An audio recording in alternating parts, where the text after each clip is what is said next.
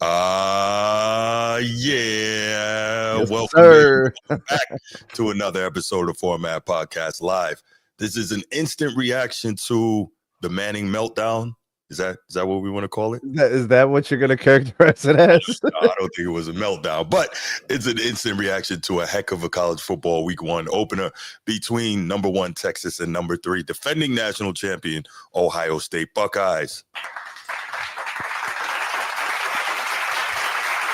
Resident Buckeye fanatic right here. Right here. Come on, bro. No doubt. We'll see if we give a couple minutes. Anybody gets in the chat, but if not, we'll just go ahead and we'll kick it, man. But yeah. So first, of course, give a shout out to the channel members. Shout out number 1 channel member, Laker Nation, aka Coach T, aka host of the Be Ready Sports Podcast. In order to be ready, you got to stay ready. Shout out to my main man. It's not that serious. What's good? It's not that serious. Shout out to my man, Chief Sid Bubba. Anchors away, my boys. Anchors away. Appreciate your service. Shout to the boys from Annapolis. And finally, shout out to Baltimore Bruce, who I'm sure is wrapped up and not moving, attached to the TV watching this Florida State Alabama game, which is going down, Bruce. Yeah, it's going down. Yeah. I thought Florida State was going to run away with this thing, and they are scrapping and scratching and clawing and fighting their way back into this thing. So, bro, I told you, it's just too early, bro. I know it's too early. Let me put it to you like this, Bruce. There was a point in the Buckeyes game, where it was 2 scores. Mm-hmm. It was. And in the third quarter of the Bama game, it's 2 scores. So, like, here we are. Yeah, no doubt. It was good, Transformer. It was good, man. Good to see you. Yes, I see it. No, a heck of a game. And you see me constantly turning to the side, it's because I got the game on the other monitor. I know, I'm checking it. Right. I'm going to just move it to this monitor so I don't have to turn my head so much. Right. But, man, Sneed, I tell you what, first and foremost, man, it's so great to be back with college football, man, on a Saturday afternoon. This is wonderful. And after this Florida State Alabama game, which is turned into a dogfight, we got the battle of the Tigers, the battle for who has the real Death Valley, Clemson and LSU in the night game in prime time. Yeah. I think they kind of blew that, bro. Where's the game at? It's at Clemson. They should have did Ohio State and Texas in the premier primetime spot. So I agree with you on that. I do. But what I'll say is that they did all the math and they did all the numbers. I actually listened to, I think it was a Cowherd podcast, and he had like one of the LSU was the numbers. No, he had on one of the guys from Fox who like does all the numbers and all that, and they found out that big noon kickoff spot has done fantastic. That's why they're putting those great games right there. Oh, so they wouldn't do it if it wasn't making money, right? At the end of the day, we know it's about the bread. So, we're just like programmed over the years to think that if you're playing at 8 o'clock, you're the one. Right. You know what I'm saying? Well, I mean, listen, those primetime games are great games. I mean, look, but college football is known for its afternoon games, right? So yeah, absolutely, yeah. So they figured out that big noon kickoff is a great spot. That's why they even named it that, Fox Big Noon Kickoff, right? So, yeah. But before we go ahead and get started, we'll give the spiel, and then we'll come back and we'll get to it. If you're watching here on YouTube, make sure you go ahead, click that subscribe, that like, that notification bell. Make sure you're kept up to date whenever we drop new content on the channel. If you want the audio only version of the podcast, open up your audio podcast platform, hit the search bar, type in the Format Podcast. We should come right up. If you're enjoying the content, make sure you give us a like, leave us a 5-star review, and drop a comment. All that stuff helps us rise in the algorithm, helps us find more sports fans, helps more sports fans find us. Make sure you write it down, put it in your phone, make a note of it. The Format Podcast is live Sunday mornings at 10 a.m. Eastern. And finally, if you're really and truly enjoying the content we're delivering you, make sure you hit that join button. There's going to be exclusive content here just for you. Get all up in there, bro. Right. You. We see you. We know who you are. You. Hit the button, man. Hit the button. If you're enjoying it, hit the button. We would appreciate that. Thank you. Yeah. Absolutely. If you're watching this later, because you're not watching now, but if you're watching this later, man, make sure you share the content if you enjoy it, man. Make sure you subscribe to the Format Podcast, like the video, subscribe to SMT, Media Network, like the content, man. We work hard for your entertainment dollar. And there are the Knowles into the end zone one more time. There it is. There it is. I am not a Florida State fan, but I will For always today you are. root for whoever's playing against the SEC, Sneed. That right. Is right. Yes. Okay, so my quote from earlier, yes. I much prefer the ACC to beat the SEC. Correct. Man, listen, let me tell you. So, I'm a diehard Notre Dame fan. Big time. Notre Dame's biggest rival is USC. Yep. Last season, USC opened up against LSU. I rooted for USC to win that game. It's like that. There you go. Enemy of my enemy is my friend. But you know how this works. It's like if you beat USC, well, then you just look damn good, don't you? Right. So your enemy should be very, very strong all year long until you play them. You play them. That's right. Yeah. That's why I was upset with Boise State getting their butt kicked in the opener on Thursday night. They got smacked around by USF. So I'm like, okay. You know what I think? Quick side note before we get into this Texas versus OSU. Man, this college football thing is amazing. And by the way, y'all, Tuesday night, I'll be with my guy, Ryan Langford, former Fighting Illini wide receiver, former Indianapolis Colt, and former CFL wide receiver, kick return specialist, Format Podcast official college football analyst. And we will be breaking a lot of this stuff down. So if you want to hear us talk more college football in depth, not just this particular game, man, come back and check that out. But, man, listen here, Be Ready Sports Podcast, Coach T. I didn't think you saw that, bro. Absolutely. Listen, when it suits my needs, I will root for USC. And I did last year in the opener against LSU. Why? LSU is in the SEC. And I will root for every SEC team to lose every game if they could.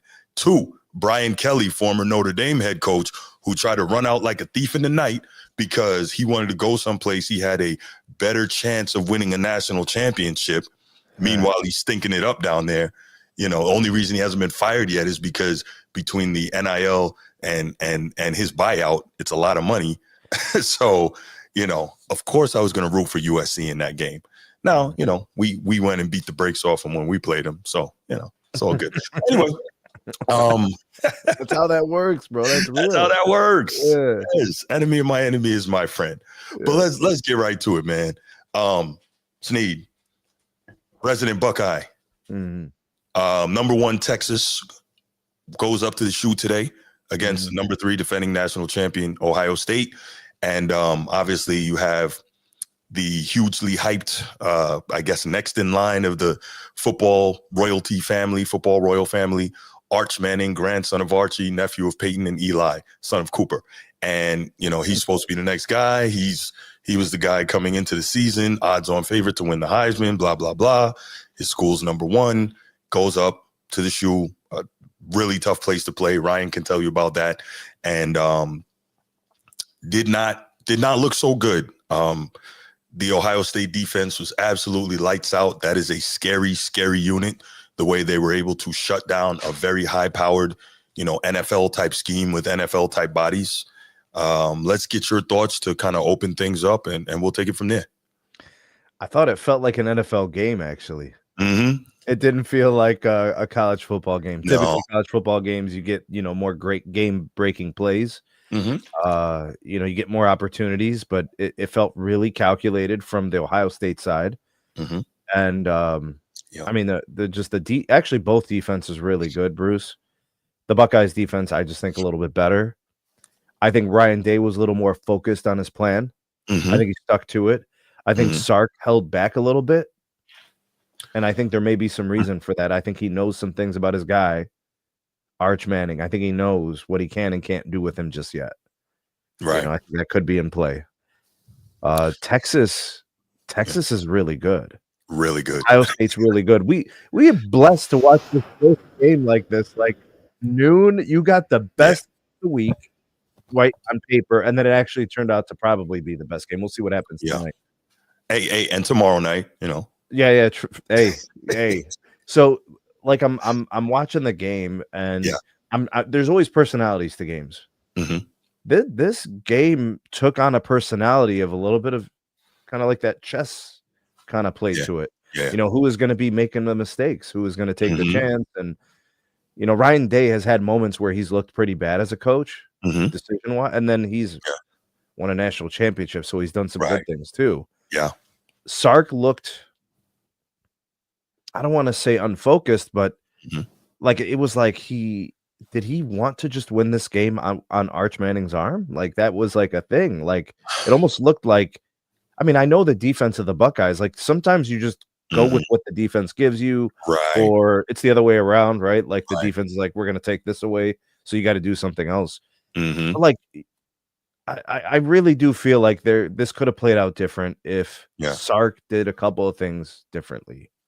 Like there was a version of this game where the Longhorns could have won 21-14 or something. Yeah. So you and I talked about this a bit earlier before we went live. And I think a big part of, I don't think the plan was necessarily to win it on Arch's arm. I think that Sark is too smart for that. The guy's an NFL coordinator, right?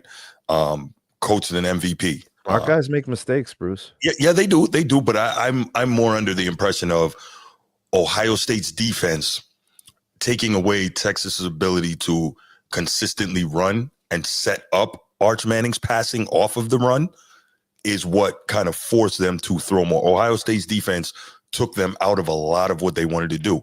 And then you could see on the back end, it was so difficult for Arch to find, the open windows that he needed to make these throws downfield, right? And I think part of what I saw there, obviously, Matt Patricia is a 3-time Super Bowl champion defensive coordinator with Bill Belichick. So obviously he's bringing an NFL defensive scheme, right? We know that. And then, of course, he's got a lot of bodies on that defense who will be playing on Sundays, right? So you combine, the freak athletes that Ohio State always has, along with an NFL scheme and an NFL defensive play caller, and you have Arch getting into some difficulty. Now, like we talked about earlier, I think a big part of that as well. Cool. Arch maybe wasn't ready for that. But now what happens? Where are the adjustments from Sark, who, as we mentioned, is an NFL coordinator, right? Well, NFL offensive coordinator. You're telling me that he and his staff, once they found out Matt Patricia got hired, they didn't pour over Matt Patricia defensive coordinator film all summer to prepare Arch Manning for the type of things that Matt Patricia was going to throw at him? I think that while Arch did not play well, we have to give Sark a fair amount of, we got to give him a fair portion of the blame pie here, because it appeared to me he didn't have his quarterback ready, nor did he make the proper adjustments at halftime and as the game waned on. He definitely made some adjustments, because there were these moments where the Longhorns were moving the ball really well. But they stalled. That's the thing. Like you're saying that the Longhorns didn't run the ball that well. I disagree completely. They ran the ball very well, except on 3rd and 4th down. So when they went for it on 3rd and short, and they went for it on 4th and short and 4th and goal, they failed. That's so that if you're going to critique them for running the ball poorly, that's where they ran it poorly. They didn't run it poorly on the primary downs. Well, they were averaging 5 yards a carry. I think you need to be able to. I think they got some big runs towards the end when, they knew that there was going to be downfield shots to try and get back in the game as time was running down. So that those type of situations kind of open it up and allow you to get some bigger runs, because everything is, back, right? Nothing cheap, nothing deep mentality. And so, excuse me, I'm not saying they didn't get any decent runs earlier, but on the whole, I don't think they ran it the way they wanted to. And if you ask Sark, I believe he would tell you that. Again, so much of what he wanted to do and was trying to do in terms of the passing game is so much built on the run. Again, that NFL type scheme. So when you take that into account, I think that Ohio State took so much away from what they wanted to do, they being Texas. And also you look at how they're able to, as you just mentioned, stop the run in short yardage situations. Like, that's crazy to me. I don't know what is being coached at Ohio State, just besides having the players, but it is super, super impressive. Probably like both. Yeah. You got yourself the dogs and you got yourself the plan, Remember, I was telling you, Bruce, before, I do think that certain teams do coach and practice certain things. But then when it becomes game time, they're ready in that situation. They feel at home. You know, No, and how about this real quick, Bruce? Can we throw this in there before we forget? 6 penalties for the Longhorns. So let's talk about Sark. You know, let's talk about the Buckeyes being a little bit more disciplined. And they're the younger team. The only thing I'll say about that, when you're on the road and it's 100,000 screaming, it's kind of hard to hear. And people forget how many folks are in those college stadiums, bro. I'm trying to tell you, yeah, it's not the NFL. What is it? The Shoe gets about 105. The Big House gets about 105. Beaver Stadium gets about 110. Alabama, I think, gets like 95. LSU, Death Valley gets about 100,000. Kyle Field gets about 100,000, where A&M is. So these stadiums are no joke. So when you're on the road and all these guys are screaming on, you know, third down, third and short, third and long, whatever you're trying to execute, you know, especially an average age of the ongoing fan in there is like 20. Right. So they got less stuff too, you know. Yeah, absolutely. So I mean, there's a lot, and so I think all of that. I'm not making excuses, but I think all of that plays a role. Yeah. It's like even if you play NCAA 26, and you're in these away stadiums or whatever, and it's they do that. They build that into the fabric. They build that into the game. Yeah, it starts like your controller starts shaking. And it's harder for you to get the playoff, and it increases your propensity for like an offsides or something like that. Yeah. Wow, that's so clever. And then probably and a little less accuracy in the corner of the screen. Yeah, all that. More prone to fumbles, like especially if you're like a younger quarterback or whatever. Absolutely. Yeah. Wow. Okay, that's cool, man. Right. Like I was playing Notre Dame versus Miami the other day. So CJ Carr, he's, you know, like a redshirt freshman, and then Miami's quarterback Carson Beck, he's senior, you know, so you got a different level. And so, you know, that's cool. So, that's a real thing. So I just say to say like that's a video game, so I can't imagine, you know, the real life. So yeah. So, you know, all of those things I think play a role, and I think Sark bears a lot of the blame. Arch bears some blame. I think it's going to be okay as the season goes on, though. Same. Texas is going to be all right. I think they'll be in the playoff. I think it's fair. I agree. I think they're both destined to be like, you know, however many teams you think have a legitimate chance at competing for the title. It's these two guys in there. You know, I don't. Why? Like Ohio State's probably jumping to number 1 this week because they just beat number 1. Yeah. I don't think Texas falls much. No. You know, they didn't get blown out. No, they had a chance to tie the game on the last possession. Go for the win if you go for 2. You know, like I mean, and there's no version of the Texas Longhorns where they get worse. They just played the Ohio State Buckeyes, right, and took them down to the wire. And maybe if this game is played in Texas, right, you might get a different result. Maybe it's 14-7 the other way. Yeah. Who knows? You know, so I don't think the Longhorns are falling off much, and they're going to be in the conversation at the end of the year. Yeah, absolutely. And I got to say, 14-7, I'm sure maybe there's a lot of modern college football fans who did not enjoy that. Hey, where's the scoring? I'm a Baltimore Ravens phenomenal fan. Game. I'm an AFC North guy. I'm the same. There's games like that. I went to a Browns game back in like maybe 06, Bruce, and like there was like 14 inches of snow the night before, and it started snowing again the day of the game. Jeez. Like it was against Buffalo, maybe, and like there were like 7 first downs. Yeah. You know, it was just like running the ball or sliding everywhere. There was a field goal that went in. The game was like it was 6-3. I don't remember, bro, but it was like that. And so I'm kind of used to that stuff. It's cool. Yeah. I mean, listen, I've been with the Ravens a very long time. You know, that 2000 team was allowing 10.5 points per game. You know what I'm saying? So who's got the advantage in week 1 of a season, offense or defense?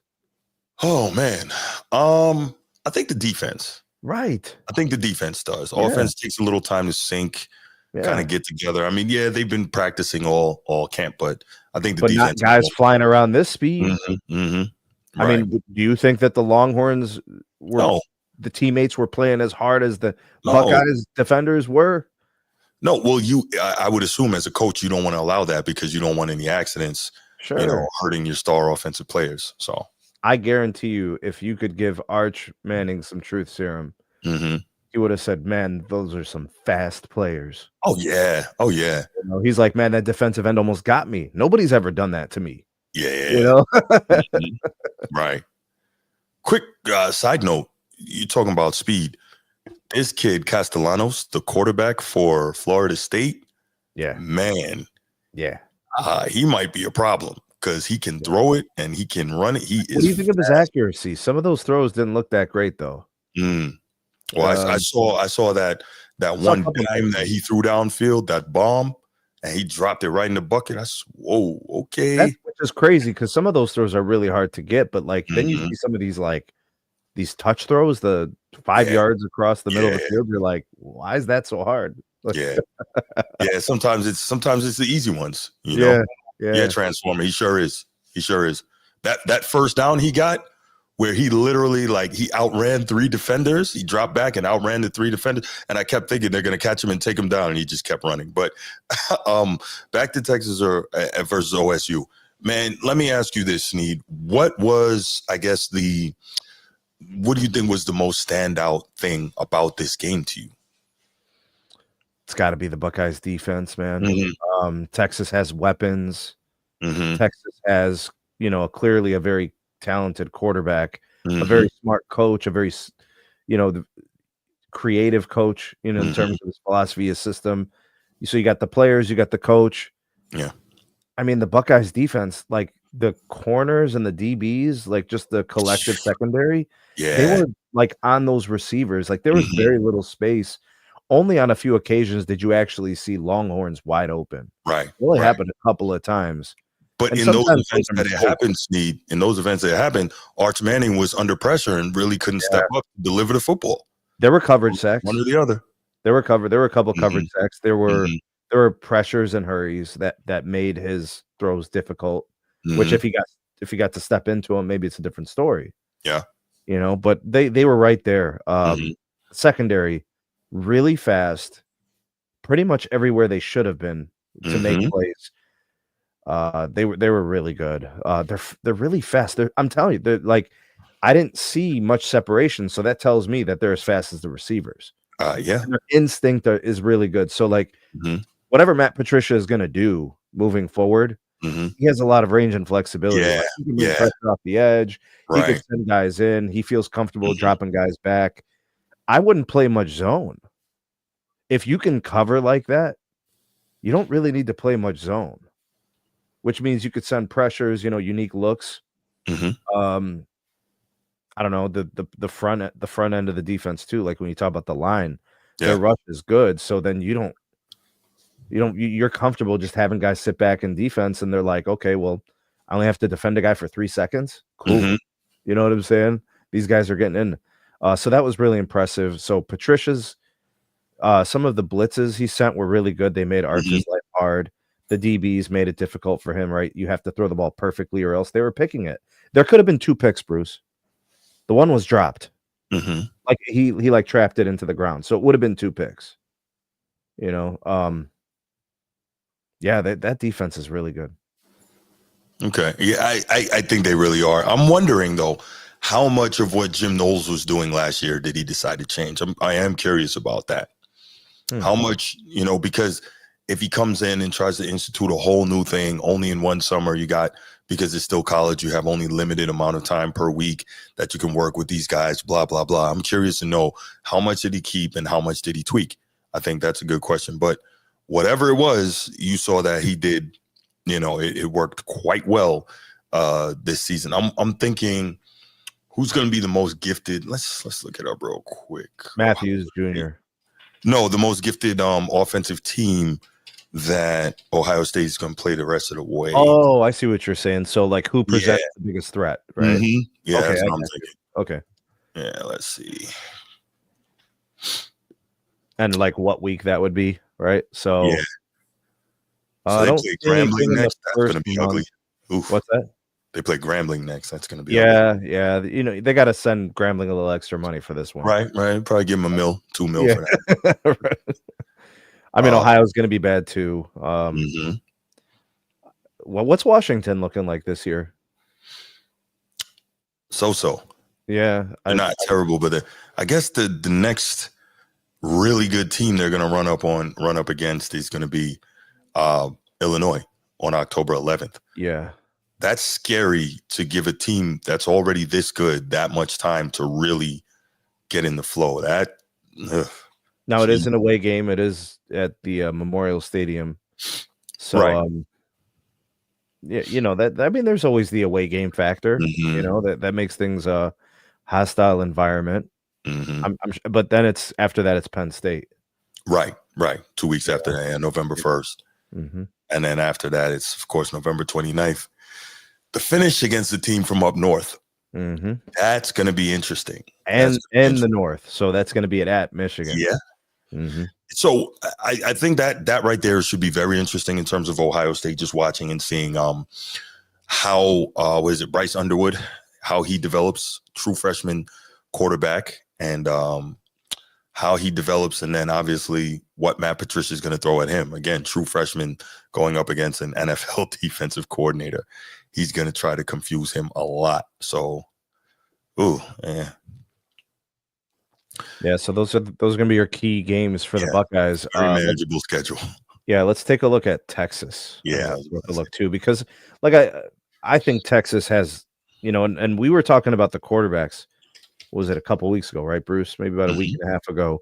We were talking about like the decision, or maybe it was Transformer. We were talking about like the decision to go with certain guys.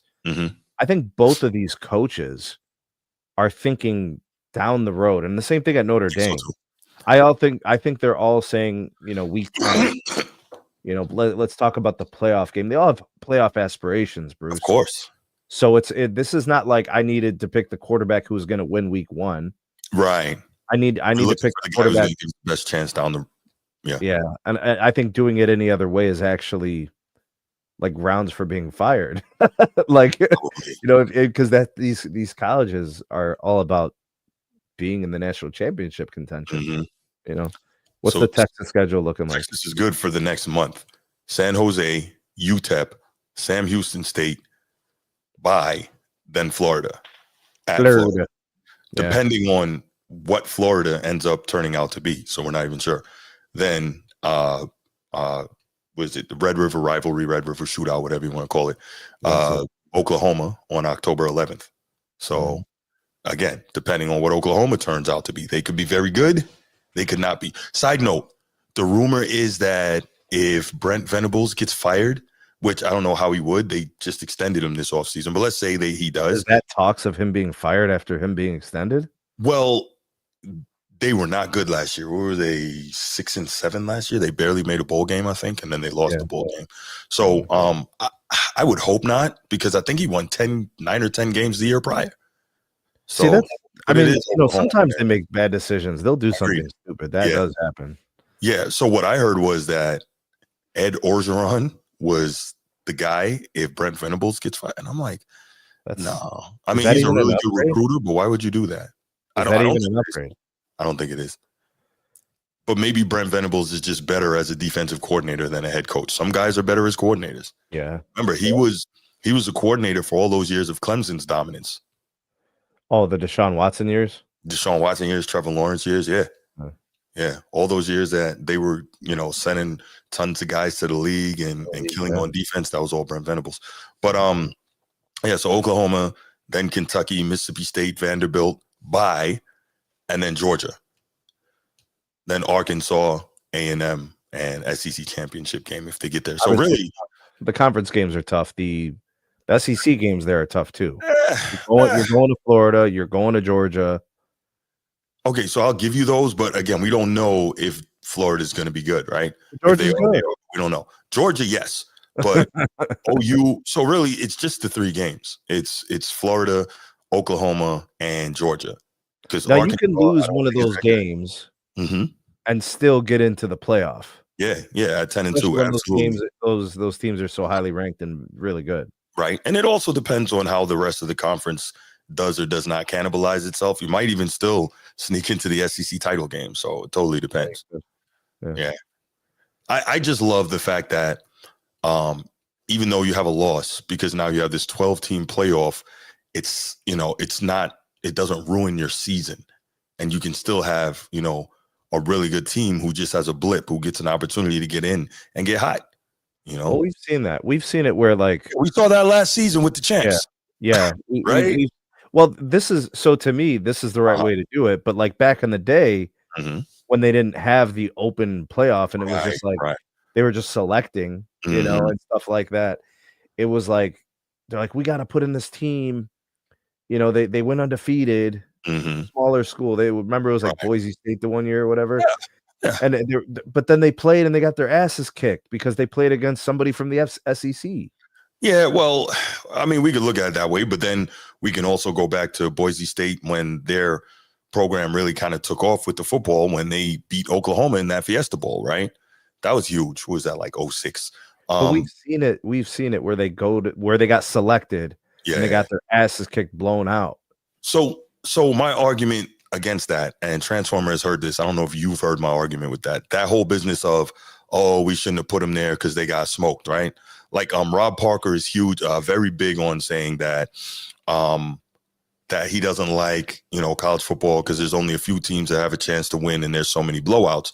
Transformer and I actually did a show last year and ran it down, and that's extremely disingenuous because if you look at the NFL playoffs as well as the Super Bowls, like 50% of all the Super Bowls have been blowouts. So look, we can't go back and say that because somebody got smoked, they didn't deserve to be there. If you earn the right to go get smoked, and you earn the right to go get smoked. We know they deserve it. It's not that they don't deserve it. Right. But it's that revisionist history. If there is a blowout, you're just like, damn, what if they would have just put in Clemson, even though they had 2 losses? Well, I get you, but I never think about it that way. I'm like, that team that got done up, they earned their chance to go get done up. Like, that's all. that's how I see it, I get what you yeah, Notre Dame wasn't good enough last year against Ohio State. They weren't. They almost got blown out. They fought back a little bit, but they earned their chance to go get beat by a better team. Like, that's just how I see it. So, quick side note here. Florida State has beaten Alabama, final score of 31-17.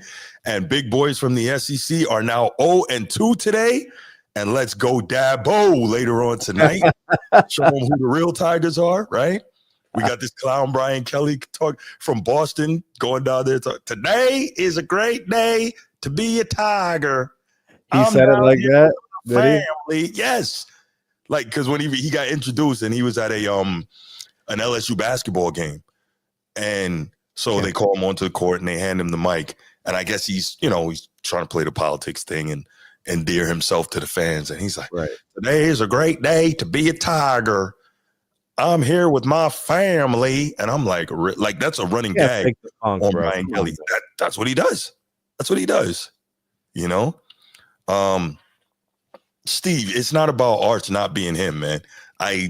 We talked about that, Bruce? You want to talk about certain players in this game? Yeah, absolutely. Do a little bit of a breakdown for some of the guys. Sure. So we can start with Steve here. And he, in fairness, he's never been high on Arch Manning, right?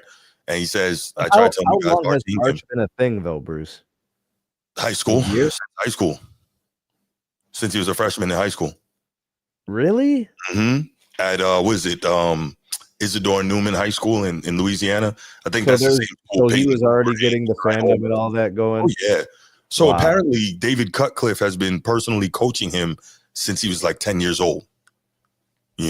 So he's and obviously, his uncles, his grandfather, I'm sure he's been watching film and they've been teaching him stuff since he was, Pee-wee or whatever. By the way, Peyton Manning's son is supposed to be he's another one who's supposed to be like that. Great quarterback now. Yeah. He's supposed to be that guy. But anyway, so to me, I don't think it's a function of Arch Manning not being him. It's a function of his first game as a starter. He's got to play the champs in their building with an elite defense and an elite defensive game caller. A lot of things went against him. His coach clearly didn't help him that much either. So we will see as the season progresses whether or not Arch Manning is him. But I don't think it's fair at all to say he's not him. Bruce, look at this from Steve. Wow. Really? Really, bro? Are we doing calls? We're going to do some. We're going to do something. Yeah, we're going to do something. That is absurd. That's wild, absurd. Bronny James? Bro, since when do college football coaches allow stuff like that? Yeah, they don't. They don't. What up, Brian Cook? Let's see what he says here. The next 3 games are against high school teams. He'll throw for 300 yards, and they'll be putting back in the Heisman. Probably. Probably. Hey, look, you're supposed to light it up against bad teams. Like, that's what you're supposed to do. So, but we'll know us. We're going to be like, okay, you did what you should have did. Right. Now let's see what you do with Georgia. Right. If he was a Heisman guy, he would have thrown for a couple of scores against Ohio State. You know what I'm saying? I think he should have thrown a couple of TDs. He also wouldn't have thrown what should have been 2 picks, but he only had the 1 pick, but it could have been 2 picks. You know, I don't see a Heisman in him. No. Like, not week 10, not week 11. What if he gets hot the rest of the way? Like, seriously. And I'm just saying what if. I'm not saying he will. Just what if he gets hot the rest of the way? What if he lights up Georgia? He averages 400 yards and maybe not 400, but what if he lights up? Because you know he's going to get extra credit for a few things, right? He's Arch Manning. He plays in the SEC, right?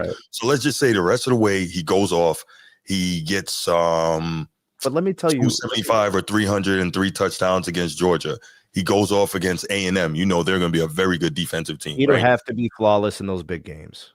And he'd have to be the reason they're winning them. Just to be in the conversation for Heisman. Because I'll tell you why, Bruce, that I'd be shocked is because his accuracy wasn't there. Whether it was Ohio State mostly or if it was just it just wasn't. It didn't look Heisman hopeful to me.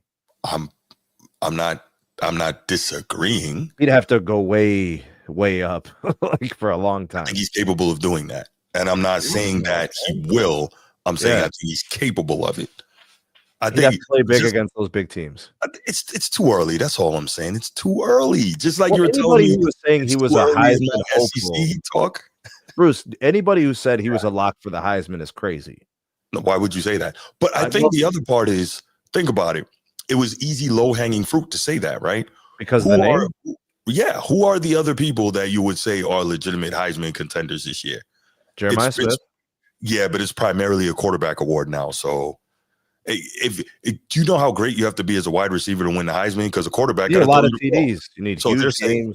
Right, but they're saying then if you got all those TDs, then they're going to give it to the quarterback who threw it to you. You know what I'm saying? But they're not going to give it to Julian Sand. Well, if he goes off, why not? Why not? I think their defense is going to do a lot this year. And that gives you a little bit of wiggle room with Sand as he kind of comes along, you know? I agree. I'm not disagreeing. I'm just saying, like, it was easy to say he's the Heisman front runner because there's not another big name, right, at quarterback. Now, you can say, like you said, Jeremiah Smith. Maybe you say Jeremiah Love, who will probably be a Heisman finalist, but I don't see him getting enough touches with the way Jaywan Snyder, he splits carries. He'll split a lot of carries with is Jeremiah Love and Jadarian Price and Aeneas Williams. They're going to split a lot of carries. So unless Jeremiah Love just, does some crazy stuff in the return game and as a receiver as well, I don't see it. But again, it's primarily a quarterback award. Can you think of another quarterback who would be in that running? They would have to come out of nowhere, right? Yeah. Lagway, maybe. Lagway. Which happens from time to time, Bruce. Does their thing. Yeah, happens from time to time. Yeah, it does. It does. And by the way, Steve, I don't think Bruce is giving him a pass. I think Bruce is trying to say that these are the typical things that happen in a college football season. Right. And the kid has the name, so they kind of want that. Yes. Bro, storylines sell. Right. This guy ripped off 6, 7, 8 games and is throwing 300 a game and he's throwing tuds and they're winning. Then it will happen. Bruce is right. Yep. There you go. There you go. And exactly, Coach T, exactly. Against the champs, right. And not just against the champs, but against the champs with elite defensive personnel and elite defensive play calling. Like, we can't just ignore that. We can't. So, wow. Look at this guy. Archie James? Really, bro? Really? Ooh, Bronny Manning, huh? I swear, bro. If Steve has his phone on him, it's about to be a bad day. Steve is a wild dude. I hope he's watching this from his desktop, bro, and he doesn't have access to a microphone. I really No, he's gonna call. He's going to call. Oh my goodness. Look, so if we evaluate Archie, yeah, or whatever, Arch Manning, yeah, just based on what we saw, yeah, his arm is really strong. It's like he's got a whip.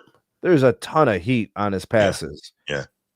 He's ultra confident that he can get the ball everywhere. And that's why I think he got himself into those pick opportunities. You know, he feels good that he can get the ball wherever he needs it to go.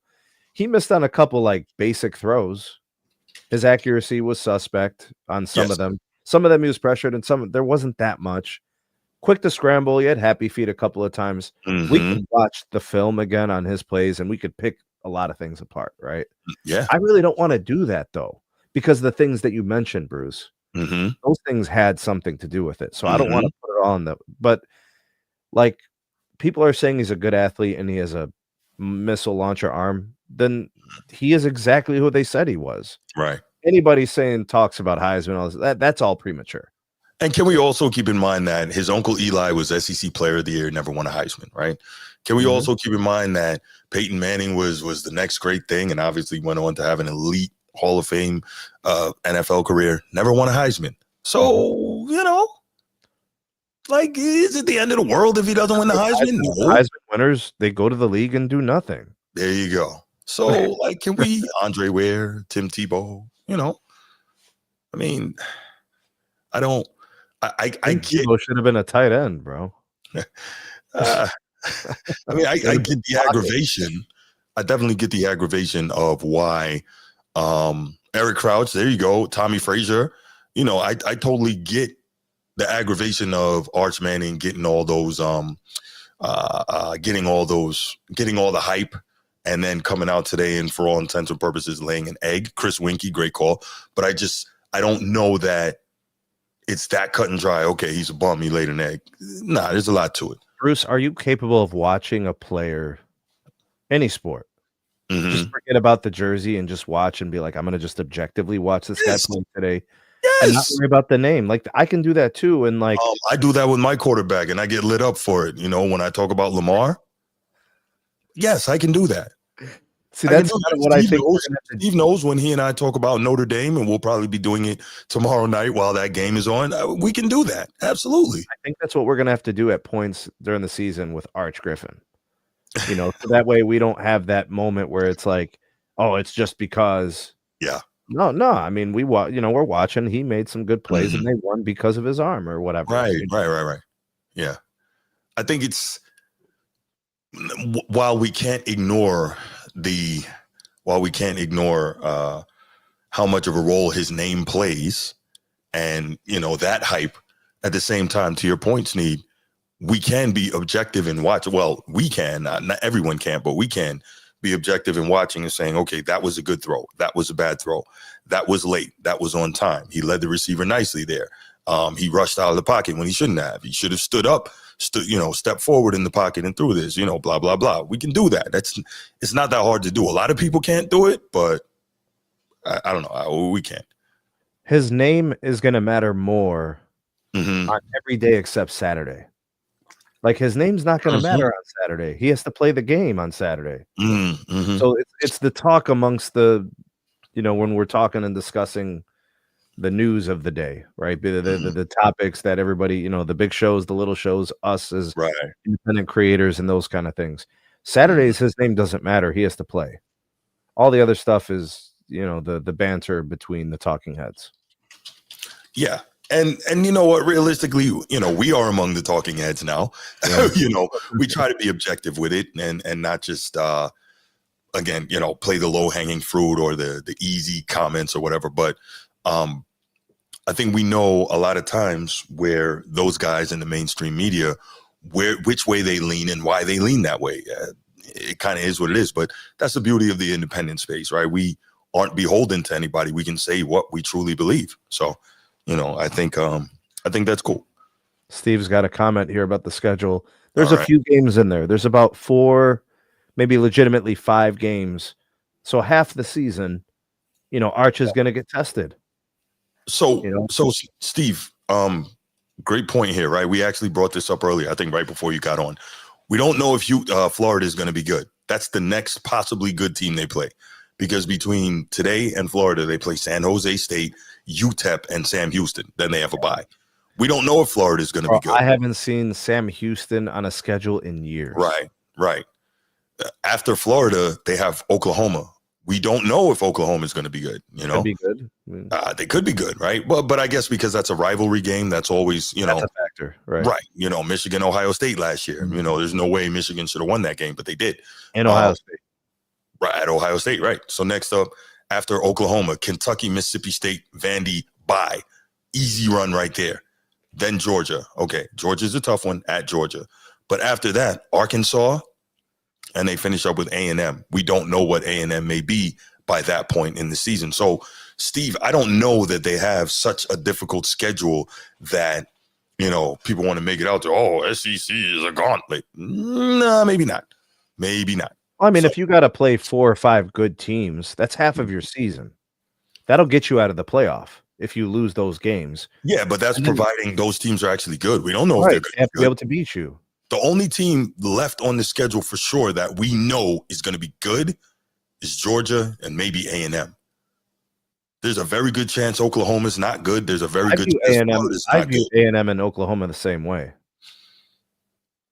Well, A&M was clearly better than Oklahoma last year, but I see what you're saying.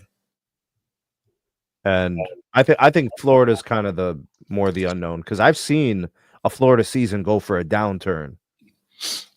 I've seen a Florida season go south real quick. You get 1 or 2 bad losses to these colleges you shouldn't have lost to, and things get pretty bad. I've seen that before. The comment there from Steve about what he does in the next 2 to 3 weeks, he's going to be fixing the things that he didn't do well today. So they matter to him. They don't matter to you. He's got things to fix. His accuracy, namely. Sneed, you need to stop drinking the honey. What? Uh-oh. Dad, come on, bro. What are you talking about, bro? Whoa, we pulled out oh boy, here we go. Come on, bro. What up, Edward? Oh man, he talking about the honey. Here we go. Do we still have any residual effects from the last conversation? Yes. Okay. Let me ask you this real quick, Sneed. Let me ask you this, okay? For Edward's sake, and we're not gonna let this go there.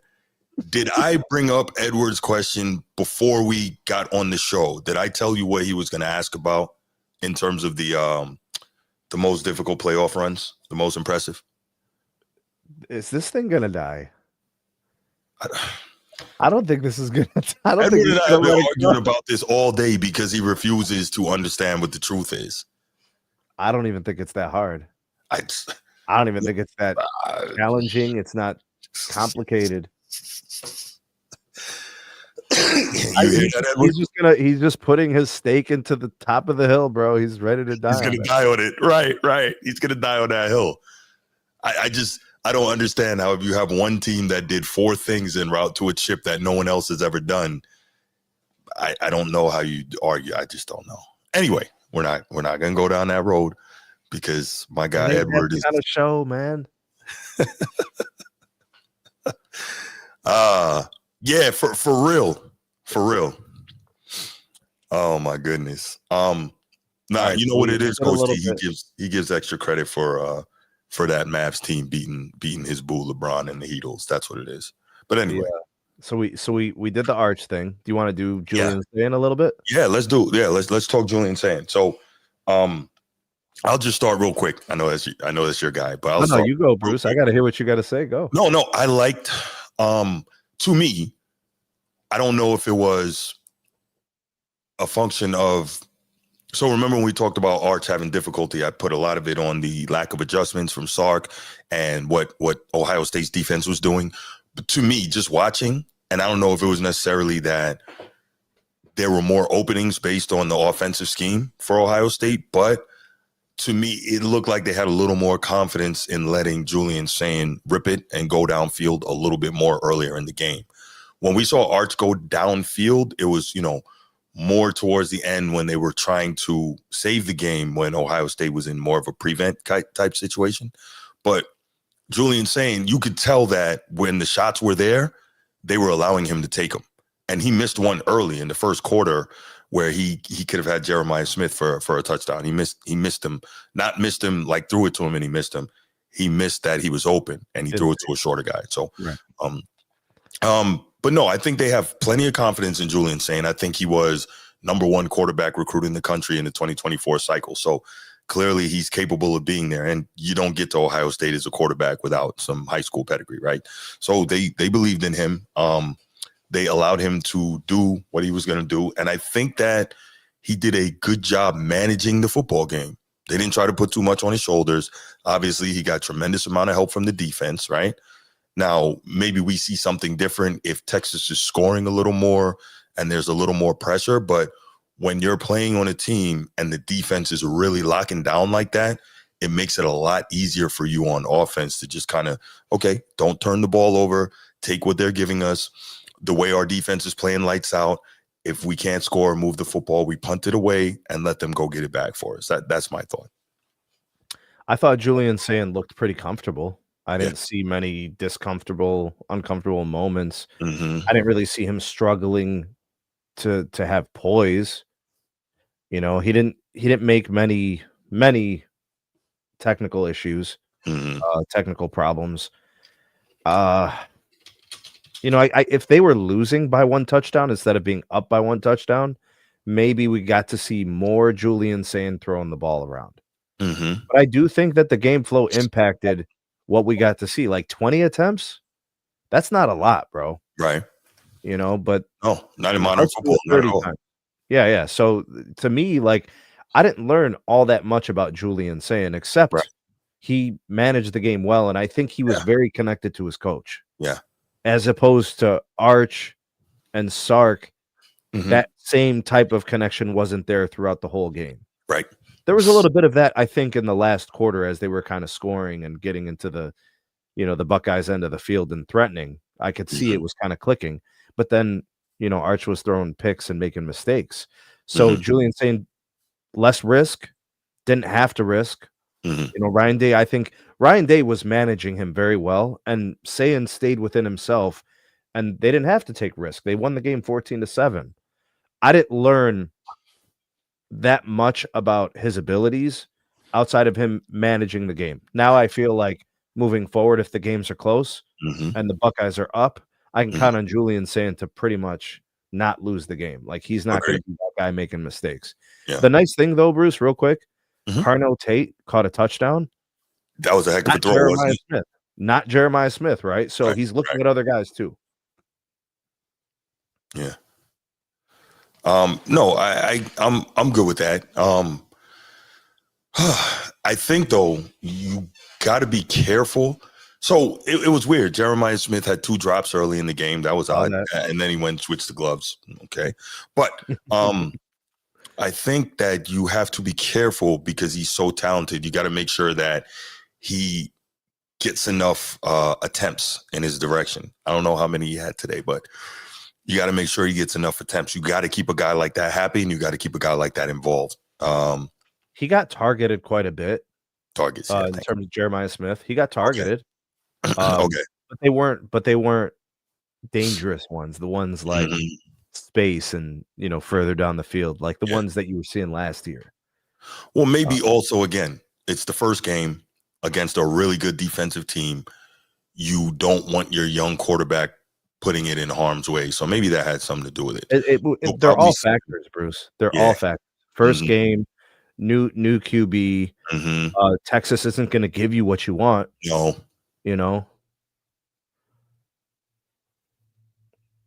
Jeremiah Smith had 6 receptions for 43 yards. Okay, there you go. I think that over the next few weeks, against those mediocre teams, those middling teams, you'll see them allow Julian Sand to cut it loose a bit more, really gain confidence against those guys. And by the time it comes back to a more Big Ten schedule, then you might see him really start doing some things. So, that's the other thing. We also have to keep in mind that maybe we haven't. It's week 1. Yeah, I think it's week 1. Excuse me. There's no preseason in college football. Yeah. Week 1, and there's 2 really good defenses going against. Yeah, absolutely. But I tell you, I know that a lot of modern college football fans may not have enjoyed that game. I enjoyed it. I enjoyed it. Yeah, the outcome, the most important thing for me. Of course. It was physical. It was athletic. It was good to see, and I really, it's a shame I'm not a member of like the college football media or Buckeye media, because I truly would like to ask the question of what are you doing schematically, or how do you train physically to be able to consistently stop your opponents in short yardage situation like that, especially with a team that has such a massive O-line like Texas? How are you doing that? This has been a hallmark of the Buckeyes for a while now. Yeah. We saw him do it like 4 times on, I think, like game-winning stops last year. So let me throw this at you, Bruce, because like you're also a boxing fan like me. We like fights. Yeah. So the first person to land punches, like if 2 people throw a punch at the same time, but one lands first, like that matters, right? So like maybe there's something to that. It's like it's coming, and the proper technique to try to stop it. What if you just practice it? You're just so good at it, tons of repetitions. Your guys are just smart and they know where to be and they know how to technically kind of push that, beat it. I get physical size. There's just physics to it. Yeah. But there's got to be some way to train over and over again. Right. Right. Exactly. They're doing something. And I suppose too, when you do it a few times, you start to get the mentality that on short yardage, they're not going to get it. We are going to stop them, right? There's also got to be like in the strength and conditioning, what type of drills are they doing? What type of lifts are they doing? What I'm saying? Like what are they doing there to develop that particular strength or schematically, what are they doing in terms of how they are blocking the gaps and how they, what I'm saying? Like, I'd love to know all of that and what they're doing so that they can have such continual success in those situations. Let's see here. I'm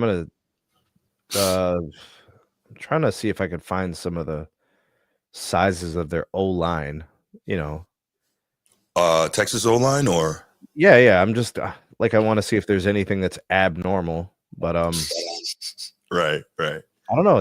It's 350, it's 321, it's 335. It's big ass dudes. Yes.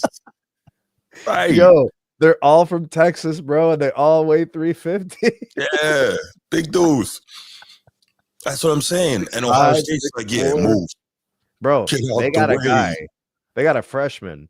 He's 6'7", 350. Trying to tell you.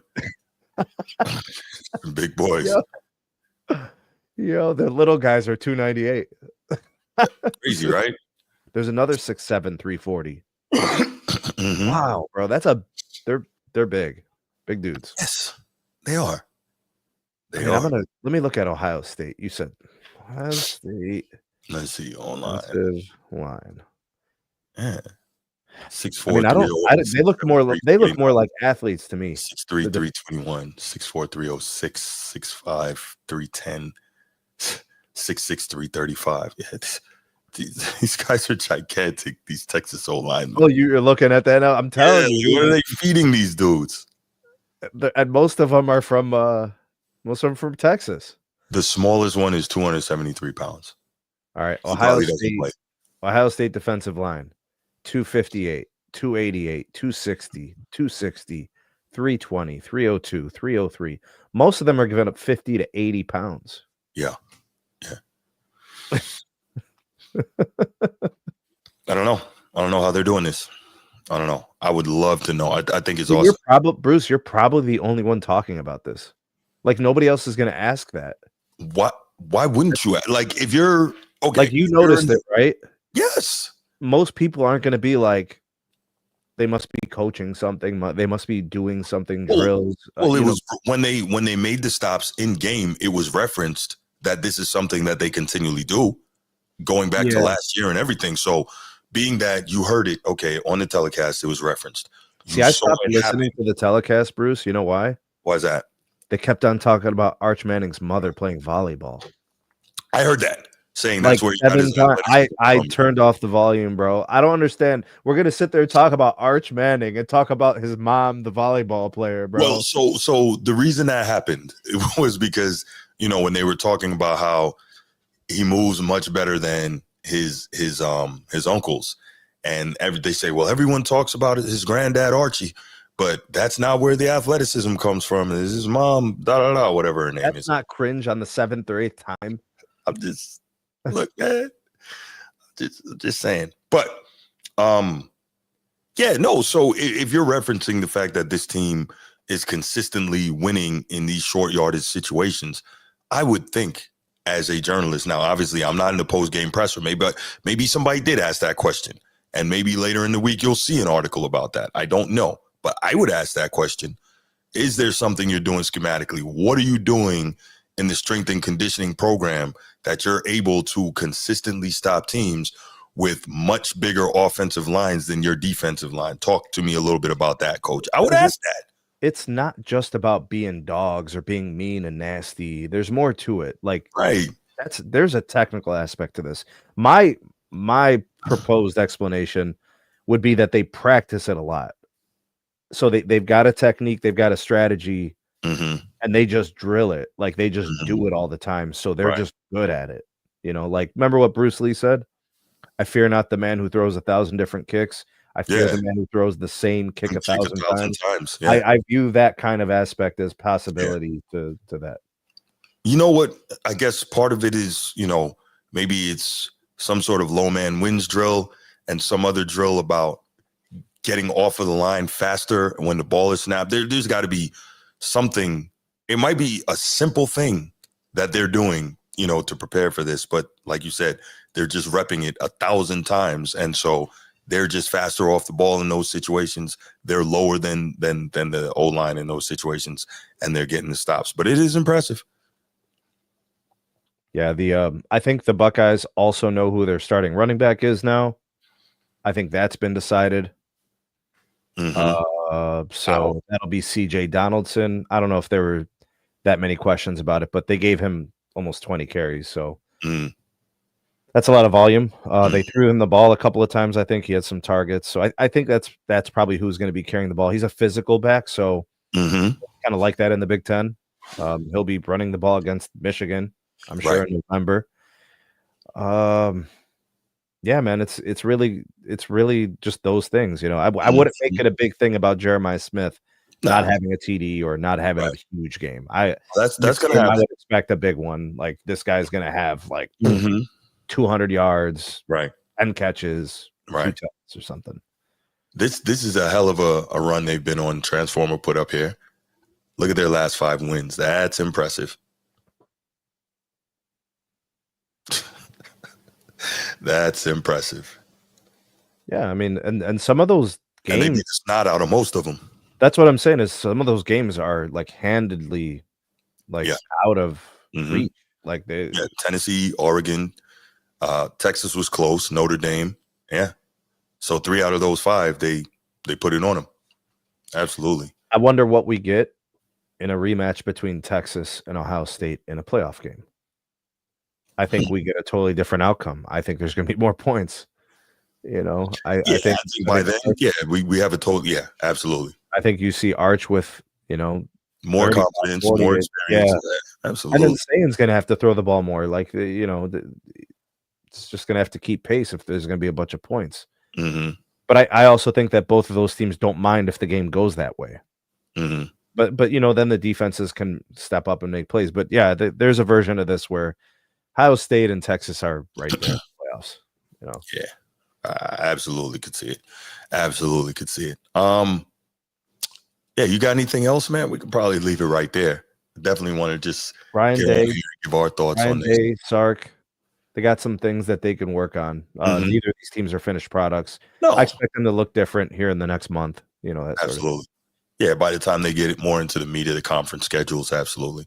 And I mean, we still got to be. These are two of the best coaches in the country. Obviously, Ryan Day just finished winning a chip, so I think big. What's the word? Big weight lifted off his shoulders. He can coach a little more freely now. They were calling for his job, Bruce, after the loss to Michigan. Well, we know that in that series, man, that one game can get you fired. But Bruce, that game happened, and with reason, people were saying, "Why did you call the game the way you did?" And then he follows it up with a national championship run. Yeah. Well, I think he knows that he allowed his ego to get into the way against Michigan. Michigan pulled him into a rock fight, in Ohio State, at least last year, was not built for that. They got pulled into a rock fight and they got beaten by a team with bigger rocks. So, I get it. But then you saw it once the playoffs started. He went back to doing what Ohio State's capable of doing, as Joel Klatt likes to call them. They turned into the Death Star supernova, and you saw what they did. Totally manhandled Tennessee, mighty SEC, right? Totally manhandled Oregon, destroyed them, beat Texas close, right? And then obviously went ahead and beat Notre Dame with some room to spare. So once they, I forgot about that. Yes, we are. Do you want to? Should we open up the line? No. Yeah, absolutely. I just forgot. Yeah, I know Steve's chomping at the bit. Yeah, absolutely. And look, I promise, Steve, I'm gonna let you rock, bro. I'm not even gonna interrupt, but you better not be coming for Bruce, bro. Bruce is trying to be objective here. I am.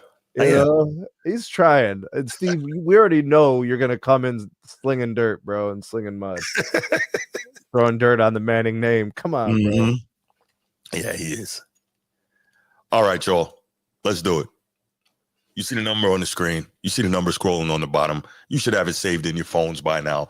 904-219-8264. 904-219-8264. Give us a call and let's rock and roll. Let's do some talking. Edward, if you're going to call, stay on topic. We are not talking about your stupid questions. Stay on topic, brother. We're not doing it. Moving the ball, Bruce. Say again? LSU moving the ball. Oh, yeah, I got to put that back on. I forgot. Yeah, Edward, if you're going to call, we're talking college football, homie. Yeah. Yes, LSU is moving the ball. Dude, Clemson? I didn't know Clemson was ranked 4th. Yeah, man. People are very high on them. That's the other quarterback that is in the, very high in the Heisman discussion is Cade Klubnik. Yeah. Yeah. And then they say that they say Clemson is supposed to have one of the best defenses and D lines in the country this year. So that's a good formula for when they were winning championships. That's how they were doing it. All right, here we go. Wait a minute. Holy cow. You guys were serious about this. What's that? Arch Manning is mentioned in the Heisman hopefuls. Yes. He's the Heisman favorite. I think he's like plus 650 to win the Heisman. What? Yes. Okay, so those odds means that people are pouring money into him. Well, going into the game today. But yes. Edward, what's good, man? What you got? What the hell? What's up, Edward? Oh, my bad. Everybody. My bad. There we go. What's going on, brother? How are you? I'm good, man. I'm out here enjoying family time and everything. Good. So you already know that. I was not going to call in and talk, okay? I don't need nobody to throw shade at me, all right? I'm listening to a good show. Y'all talking about college football. That's right. I'm staying on task. Thank you. I appreciate that. You hear that, Sneed? I hear it, bro. Okay, man. Okay, please stop drinking that honey, man. Y'all keep talking good on the show, bro. That's all I want to do, man. Peace out. Man, see, we're gonna start screening his calls, bro. Right. Yeah. Steve, call back, man. Steve, call back. Bro, I'm really. I mean, I knew Arch was mentioned in the Heisman, but the favorite though. Oh yeah. Wow. So yeah, Cade Klubnik plus 700. So he would. He's right there, and then so is the guy from LSU. Yeah, this matchup, the guy you were talking about, Garrett Nussmeier. Yeah. There you go. And then it really falls off, like John Tier from Oklahoma is like way back 1,500. Yeah. But see, look at that. It's all quarterbacks. Ridiculous. Yeah. I mean, Jeremiah Lover on there, but right. Yeah. Steve, what you got, man? So much, man. What up, fellas? What's up, Sneed? What up? King of the chat. Nothing, man. I had church. I got some football. I got to see. I'm vindicated from my Arch Manning preseason take that everybody was twerking way too hard too soon. You're not vindicated. It's been one game. You're not vindicated. Oh, I'm vindicated, Bruce. I am vindicated. After what I saw today, I know this is going to be a season-long development process for me. This is not going to be quick. Okay. I'm with you on that. I'm with you on that. Telling you. I'm with you on that. Surprised if they lose 3 or 4 games and they're not in the playoffs. That's all I'm saying. 4 games? Their defense is fantastic, though. 4 games, though? I'm just saying, if they lose 3 to 4 games, I would not be shocked. And it's good for Arch. I'm not saying this in I don't think Arch will ever, he'll never be good. He's a developmental. He's going to have to stay in school for a while because this all goes back to recruiting. That's why maybe I was a little out of pocket, but I was calling him Brawny Manning and all that stuff because a lot of his early development hype was literally because of his name. He didn't play against the best competition. He got this 5-star rating because he was really, I can't remember which state. I think it was Mississippi.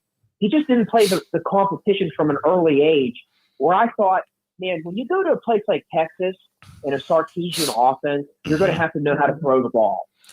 And I don't think what he was going through in I think it was Mississippi. No, Louisiana, New Orleans. He was not playing a top end, I don't know what they call them, class level, the division level. I don't know what it's called there. But Steve, can I ask you something real quick? And I think Arch can get better, but over the season, I think you'll see him peak week 8 on, where he'll close out the season. You're like, okay, now we can see there's light at the end of the tunnel. I just did not see anything throwing the ball. He dropped 1 ball in a bucket on the sideline, but everything else was very late. He was thrown into coverage. He could have had arguably a couple more interceptions. I grant Ohio State's a tough road game. They're the former champs on the road. Their defensive backs are as good as anybody in the country, but when he had windows, I did not see him making them throws. Even those layups, those underneath drag routes where it was like, we need this for 6 yards on second down. We need this. I just did not see any fluidity in the pass game at all. I think I made a comment earlier in the chat. If he completes 58% of his balls, that's a ball game. That's actually a 14-14 caliber game, maybe 17-17. But that was defensively fantastic. Mm-hmm. And the difference is, and I would say this, I think Texas and Ohio State both have great defenses. Mm-hmm. What I saw from Sayan against Texas's defense, some of the throws he was able to do, some of the things, I think he'll have a lot more success sooner this year than Arch will this year. I could see Ohio State being serious. Mm-hmm. Obviously we know all the bells and whistles are around them on that roster. But if the Sayan question is answered early, they're going to be tough this year. They will be Penn State. Mark me down. There will be Penn State. From what I saw today, they will be Penn State. Go ahead. Hey, sorry, Steve. Talk to me about this, right? Did Sark make a mistake starting Arch today? Should he have started somebody else? I don't know their depth. Here's what I would say. I don't mean to cut you off, bro, but they have too much invested in him, Sneed. There's so much money there. It's like you almost have to. Am I crazy thinking that? Is there another guy on that roster? You're not crazy for thinking it, but I mean, why would you cut off your nose to spite your face, though? I don't know. If you didn't believe he could win games for you, you wouldn't start him, right? So right. I would agree. You would think in principle. But you know how some of these things go. When you have a name like his and you're primed to be the next guy, politics, bro. Take the keys to the car. I would agree. You would think coaching at this level would be like, if you're not ready and you're not our guy, you're not our guy. But maybe it wasn't definitive enough at practice where maybe it was closer competition than we thought, and then he just got the name, or he got the nod because of his name. There's a possibility of that too. Yeah, I got a question for you, Steve. That's what I'm saying. At a place like Texas, the money they have invested in this kid, money in politics is going to play a role. I got a question for you, Steve. Yes, sir. All right. So you talked about what you perceive as his lack of competition in high school, right? Yes. So, he was went in to Mississippi, right? No, he was in Louisiana and New Orleans. Louisiana, okay. Isidore Newman, right? So Louisiana does have pretty good high school competition, but regardless, you're aware he went to the same high school as Eli and Peyton, right? Yes. Yeah. Right. So how come their quote unquote level or lack of high school competition didn't seem to bother them too much, right? They worked out okay, correct? Well, this is what I would say. That's why I was calling him Bronny James. But what I'm saying is, why would you assume that it would not work out for him? Well, this is what I'm saying. When I'm correlating that name to why I'm saying it's like, why are we going to the family lineage? I need to go by off what he did. Now, 30 years ago when they were at that school, I don't know what the competition, what class level they were in. I don't know how because that can change over 30 years. Maybe they did play better competition at that position. Maybe they're just better than Arch. That's a possibility too. So, okay. You know what I'm saying? I'm not trying to call in to be a negative Nancy just to be No. This is my authentic thoughts on the kid. No, that's fine. Long term, I think he's going to be really good. Yeah, I think long term he can pan out. I just like Sneed was talking earlier. Like we're talking Heisman favorite and all this stuff, and that's why I was trying to say like let's pump the brakes. I've been saying it last year, and that's where I think. Well, I know you guys aren't. I know you guys aren't disagreeing on that. I just think this season for him, it's going to be a season-long development. And that's fine. A lot of these guys, these first-year stars, they need a full season to develop and then come back the next year. There's nothing wrong with that. We just live in an impatient time now where a place like Texas, Michigan, Ohio State, like they're not going to be patient that long, if that makes sense. Like I definitely think if they lost, I wouldn't be shocked if they lost 3 or 4 games. I would say they win their 8-9 games. They play in a bowl game, and Arch finishes the year strong. And it's like, okay, his second year as a full-time starter. Now we can see the things. But I just think now. Hold on 1 second, Steve. 1 second. 2 games. We just talked about how great the Texas defense is. They clearly have good wide receivers. The running game was effective today. Why would they lose 3 or 4 games? That would mean that you're losing games because of Arch. They're going to lose to Georgia, and they beat Georgia last year, right? No, they got swept by Georgia last year. Did they get swept? And he even played in the Georgia game. In fact, they beat Alabama. That's right. No. I know. Championship, and he looked awful. No. I know. That's why I was saying I don't see Arch as a passer. He seems like he can run. Like he's got a little wiggle. Like he's not like 40-yard dash, 40-yard time speed fast, but like you can see he's a good athlete. He's faster than linemen. He runs a 4.6, yeah. Right. Here, I'm pulling up Texas' schedule now. Now we know the next 2 to 3 weeks. I mean, I agree with Sneed from a standpoint, like getting experience matters, but in the grand scheme of college football, like winning these games is not going to put them back in people's championship radar, if that makes sense. Look, I think the only other game they lose is Georgia. That's what I think. And as long as he plays well, he's still in the Heisman race. I'm just saying, hypothetically, Bruce, and I think that's option. I think that's also an option. I would say, let's say they lose in a dogfight at Georgia, or I'm sorry, at Florida, October 4th. Like if Texas lost in a close game to Florida on the road, I wouldn't be that shocked. I think that's a fair, reasonable take. Like I didn't see anything today that makes me think like I think they're just going to run through decent SEC teams with ease. And then the Oklahoma game, I don't know what Oklahoma has, but that's a rivalry game. You never know. Right. I forgot about that. At Georgia at the beginning of November, and then they play Texas A&M in a rivalry game at the end of the year. I'm just saying there's a world where it's like if they lose a couple close games and they end up losing 3-4 games, I would not be like shocked. I hear you. I don't see that. I don't see that happening. But I hear you. If I really had to pick, I say, was that 10-2 the rest of the way, and then depending on how it shakes out, that he's And we possibly can't, and Bruce, we can't say that's a failure. No. I mean, look, I know they got him as a Heisman favorite. I just think that's irrational. Agreed. Right.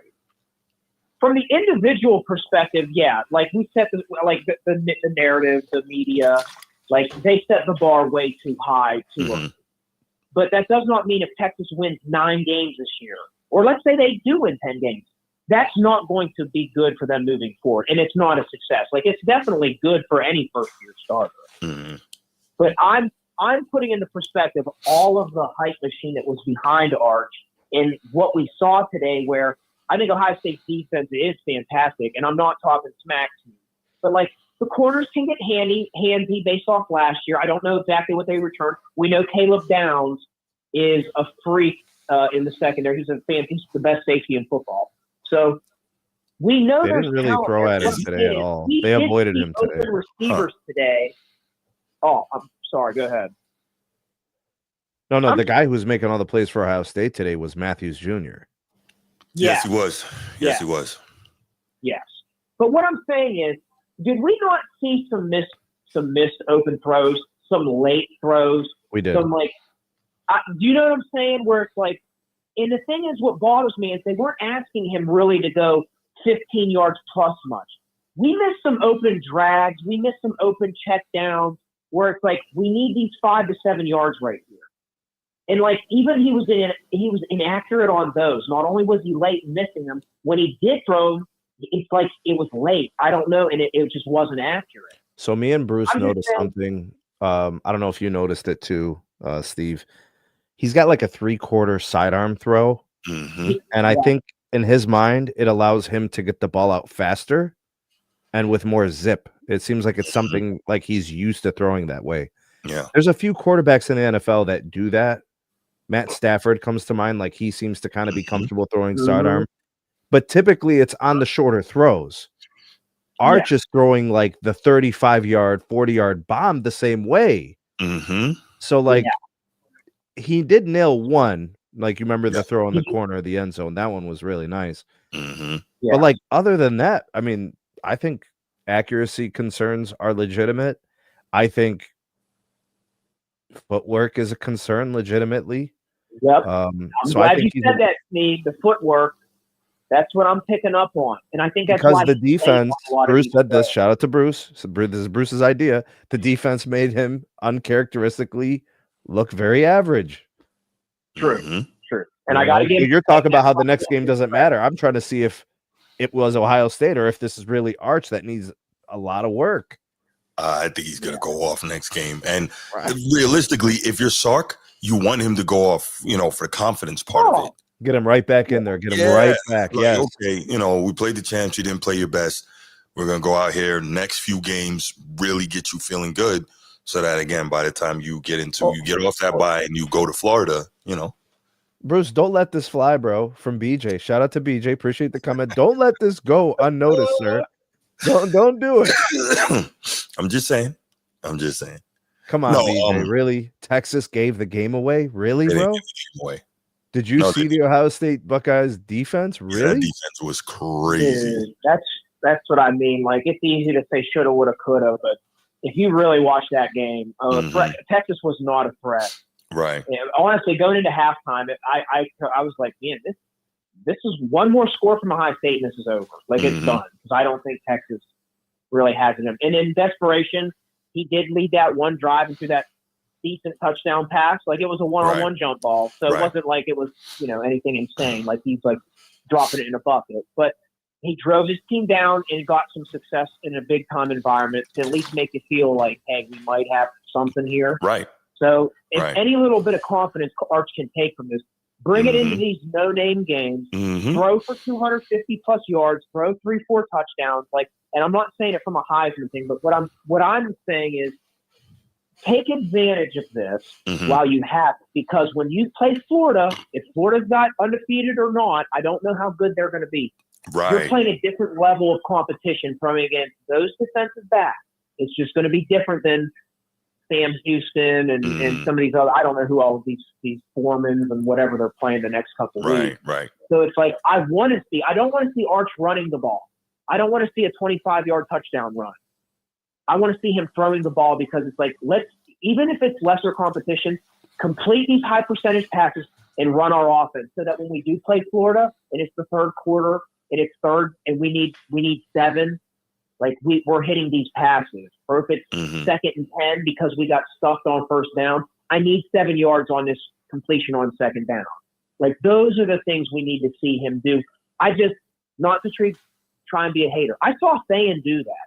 I saw him third down, Thayen extended play, threw balls off his back foot, which you're not supposed to, but I saw some things from Thayen. And you can see, like, I think how he navigates the Ohio State schedule, you're going to see way more growth out of him than Arch this year. I think we're starting at 2 different levels. I just think Arch is not, he doesn't see the field like Thayen does. Hey, Bruce, can I do some rapid fire questions, Bruce? And then you and Steve answer them?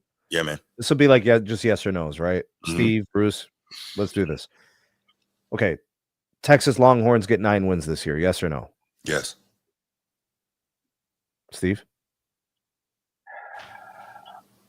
Hesitant, yes. Okay, 10 wins. No. Yes. Okay, so you guys differ there. Yes. Playoff bound. Yes. No. So that's where you guys differ. Okay, Arch Manning throws 30-plus TDs, under 10 picks. No. High 20s. High 20s for the TDs. High 20s because I think they're going to get the running game cranked up. I think high 20s in the TDs. Yeah. Okay. He may rush for 10 or more TDs though. Yeah, he's moving. He's scooting. That's true. Yeah, he's scooting. Okay, so total TDs, he gets over 30, maybe? I wouldn't be surprised if he throws under 21 touchdowns. I think he's going to get more rushing. You're seeing in the red zone, like they got stuffed today, but once they hit the 5, he's like a Riley Leonard. That's what he is right now. We just have to be on. So Julian's saying more likely to throw 30 TDs than Arch. I didn't see it, Bruce. I mean, I know we expect it. I just didn't see it. Go ahead. I didn't hear you. I'm sorry.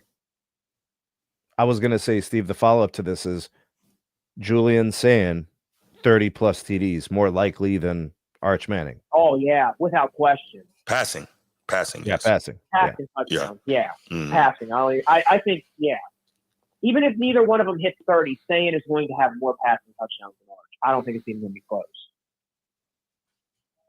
I mean, you can argue the weapons advantage, but I think he's just a better natural passer too. So the rushing TDs could actually get him into the Heisman discussion if he has 20 passing TDs and 10 rushing TDs. Yep. Possibly. Yeah. Possibly. And they win 10, 11 games, right? Or, the I was going to say they'd have to win a 10 or 11 games for him to win Heisman. I think they will. Yeah. So he's in this Heisman thing. He's still in it. When you asked me 9-3, bro, I was hesitant. I'm gonna give them the benefit of the doubt. I would say hesitantly right now, but I'll be honest, I was more hesitant on 9-3. Like 10-2, I was quick. I knew that I don't think they're winning 10 games. But if they didn't win 9, I wouldn't be shocked. I'm just gonna say that. I just wouldn't be. If I asked all my questions. What do you guys want to know about these teams or these players? Like I mean, I kind of find myself somewhere between Steve and Bruce, but like, what questions are you guys asking about these teams? Honestly, like I'm pretty confident in my stance on where these guys are. Definitely Ohio State is in the playoff. If you ask me, I think they'll win the Big Ten. I don't understand all this Penn State hype. I get they brought back players and they got receivers out of transfer portal. I just don't believe it. You don't believe in the Penn State? Yeah, you know when I could believe it if I see him beat Ohio State. Like got to beat one of these teams if you're Penn State. I think it's at Ohio State. Which ain't going to happen. They're not beating Ohio State this year. Right. After what I saw today, I'm convinced. And Ohio State plays them at home. It's not happening. Right. So I'm like, come on, man. Like, do better. Let's see. I'll tell you in a second. The things I took away from today that I would like to see, I would like to see, from Texas' perspective, it's like you're going to have to see if in these next few weeks, can we throw the ball to 10 to 15 yards against lesser competition comfortably? Like that's the question that needs to happen. Because I think we know they have the line, they have the talent all around them. I think we could just glaringly see what held Texas back today with quarterback play. Their defense went into Ohio State and held them. What was it? Under 14 points or 14 points or under? Yeah, like that's pitching. That's like pitching a perfect game. It is playing at Ohio defensively. That defensive coordinator. That's fantastic. Yeah. See, Jeremiah Smith did not break the game. What's that now? Jeremiah Smith did not break the game. There was no dangerous play. There was no moment where he was like just cooking everybody, in the second and third levels. That's how you know Texas' defense is for real. Texas' defense is for real. Like that, I just think you can see on the grand scheme of where Texas needs to improve, where all their questions on. What I'd like to see is they're going to have to figure out how to develop Arch in the passing game, because Ohio State is exception to the rule. They're a 1% team, talent-wise, coaching-wise, across the board. But what I'm saying is, once you get into the SEC, I'm not trying to twerk for them, Bruce. I know this is hard to hear. But once you play the Texas A&Ms, the Georgia, even when you're on the road at Kentucky or wherever it may be, then you're playing at Florida. Like, it's not that it's one team in the SEC like it used to be with Saban. It's just when you play four teams that have insane talent. I agree. I don't think they're as good a teams as we think, but talent-wise, Arch is going to be playing a level of competition for a duration of time where it's not going to be it's not like playing in the ACC. Like, you're not going to develop easier in the SEC than you are playing in, like, let's say, the ACC. It'll be fine. It'll be fine. The voice of reason today is Bruce. Absolutely. The voice of reason is Bruce. I'm somewhere in between Bruce and Steve on Arch, but I have to believe that the people who evaluate talent see certain things. I'm seeing some of those good things too. It's just a work in progress. Okay. And Sneed, I have to ask you, am I crazy? Like, you've heard my take, and I've tried to articulate what I saw today. You're not crazy. Thank you. You're not crazy. Your points are valid. Yeah, I think you just went too far one way. That's all. You're not totally actually. You know what it is, Bruce? You know what it is? It's the fact that before the season started, he was already off the Archie thing. So we already know he's dug in. You know what I'm saying? Yeah. Well, honestly, I'm trying to be objective. Bro, you came in talking about you're vindicated. Right. That's true. You did come in talking about being vindicated. That's a great point. I mean that is true. Fair, touche. But and then you brought up Bronny, bro. Bronny Manning. Come on, bro. Well, at least when you heard me articulate and contextualize everything that I saw, I'm not coming from a spiteful. I don't wish anything ill will on the kid. Right. But I do think it's fair to say, listen, we've been making Bronny a meme and a joke for a year now. Can we please stop comparing Arch Manning and Bronny? No, Arch Manning can play though. Hold up, bro. Let me finish. I'm not. But can you see where someone like me, who is guys, I never saw it the high school stuff. He wasn't as good as everybody thought. I think he was a middle of the road 4-star caliber talent. I don't think he was oh my gosh, this dude is 5-star without question. That's what I saw when he was getting recruited, because that's all everybody was talking about. I mean, he could still be a 5-star recruit, but it just doesn't mean he's as good as he's going to get right now. I mean, look, if he wasn't so built up by the media, you probably wouldn't have this much smoke for him. But the fact that the media and a lot of people, because of the Manning name, I feel that's fair. I feel like that's fair, but because it's a topic of conversation, and everybody did have somewhat of a biased expectation, let out by somebody that wasn't me, I'm just responding to what I saw, that I knew I wasn't crazy. And he may have a great year. I'm not saying that he can't have successes in this year, I saw from the passing game, if his name wasn't Arch, no one would care about this. That I agree with. But because we all happened to see it with our own two eyes, I know there was glaring issues I saw from my evaluation. When I watched Texas offense, it became extremely predictable. They were extremely limited in the pass game. And what they did have comfort, when they did find something comfortable in the pass game, they were struggling to connect. Steve, so here's the thing. I haven't heard you once refer to, well, you did mention Ohio State's defense, but I haven't heard you once refer to the coaching of Texas and Sark and the play calling. I haven't heard you refer to anything. Like, since you've got on here, it seems like you have had a very specific agenda about Arch Manning. And while you do have some, I saw. I know, but you're leaving out. As a coach, I have to grade totality. Yeah, but you're leaving out the other parts of it, though. What do you want me to say about the coaches, though? That's where I'm confused. Like, so you don't think that Sark bears any responsibility for this? Not making adjustments at the half? No, I wouldn't say. Well, not preparing him for what he was going to deal with going into this game, because there's no way you can tell me that all summer long that Sark, being an NFL guy, was not with his staff poring over Matt Patricia defensive game film to try and prepare, not Sark, but to try and for prepare, the look, right, Bruce? Just right. Some of the looks that he would see. Arch, for what he was going to see. So clearly he wasn't prepared properly, right? But you haven't mentioned any of that. It's not just Arch. Did he play poorly? Yes, but it's not just him.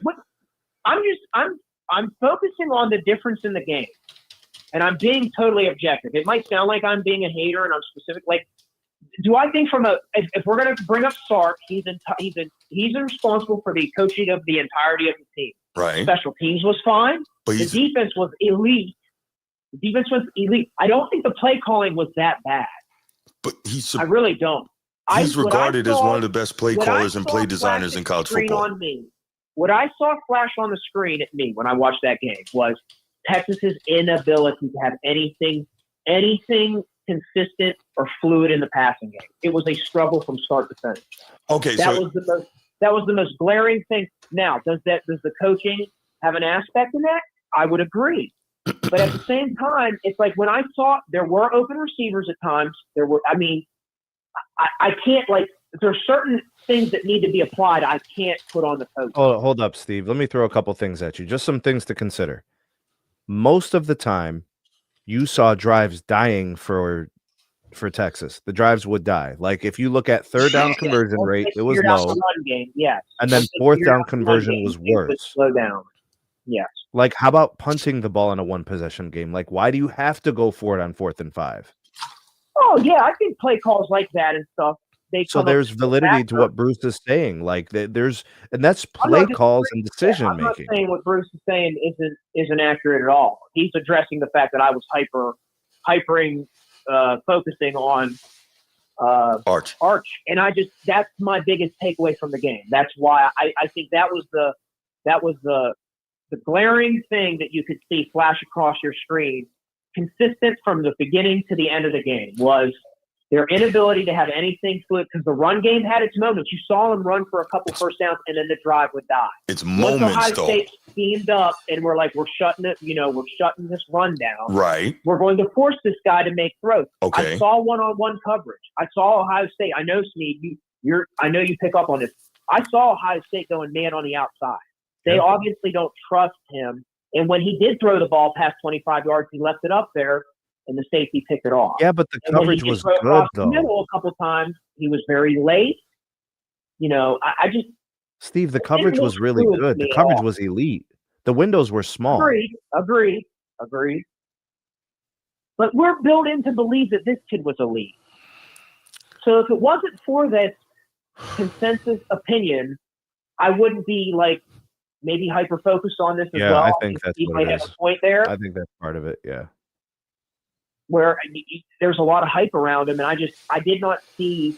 If it would be different if I was like, man, I'm seeing him pick up 3rd and 5, like he's getting it out to the flat real quick, like that intermediate stuff that quarterbacks, when you just know you have a dude, you're like, okay, these are our money plays. He knows how to run this part of the offense. I didn't even see that. And granted, the competition was elite. It's not easy, especially on the road. That I can see that point. Hey, Steve. Yes. Did you know that Peyton Manning and Eli Manning never beat a top 5 team on the road in college? Did you know that? Peyton didn't in '96? Peyton or Eli? No kidding. Well, heard that stat during the game today. Elite. I'm trying to do here. I'm trying to demonstrate to you that you're saying all these things, but we've seen this movie before and it's turned out okay both times. That's all I'm saying. Are we saying we got to pump the brakes, Bruce? Peyton played at Tennessee. He never beat Florida in college. And this is where I feel like he's getting brawny treatment. Peyton Manning. You could see Peyton Manning and Eli Manning flash in their freshman seasons where they couldn't take them off the field. Bro, this is one game. Well, we got other opportunities for flashes, right? Oh, for sure. Yeah, that I don't agree. Like, the season's not over. I think he can grow. I'm not saying that there's not progress, but I'm saying when I look at where he's at right now from what I saw today, because Julian Sayin is a first-year starter as well, and he was breaking in against the same top 5 type team that has an elite defense. And I saw Sayin show me signs. Sneed, I know you saw them. We're like third down. He knows where to go to the ball with the ball. He wasn't elite today, but he didn't need to be. I think his coach was better than the Texas coach. Thank you. I think Ryan Day prepared for this game than Arch Manning was. And I think just in-game management, I think Day was better than Sark. Yep. Even if I grant that, Sneed, is anything I said about Sayin incorrect? It's Did accurate. he make throws on third down? Was he in rhythm? Did I at least see that 7 to 8 yard, 2nd and 10 type down? Did I see consistency there? I did. Sayin was more stable. Arch was a little bit more. I think he was pressing. I think he was a little bit more jittery, and I think the points that we brought up collectively have encapsulated the whole experience. That's why I think Ryan Day stabilizing the equivalent of rookie quarterbacks, right? They're stabilizing the X factor. They wanted to have a chance to win the game. Not forcing the quarterback to have to do certain things is how you were going to win this game. The defenses were good, and they weren't giving up big plays.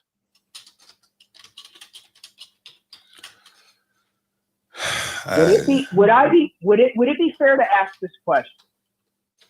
Arch has been in the program for, I believe, 3 years. This is his 3rd year, yeah. This is 3rd year. And he got a little bit of experience last year. It wasn't anything crazy or substantial, but he saw Georgia twice. He got in the game. And I know he started against, I don't know if it was Rice or Sam Houston. No, this is his first start. This is his first start. So he got time. I thought he got a start last year. No, or maybe this is he came first in start. early after Quinn. Maybe Quinn got hurt early in the game. But he played most of one game last year. Are we more impressed from what we saw with Arch, being that this is his 3rd year in the system, he's been under Sark? Or are we more impressed from what we saw with Julian Sayin today, being that it's his 2nd year in the program? I believe he was only a true freshman last year.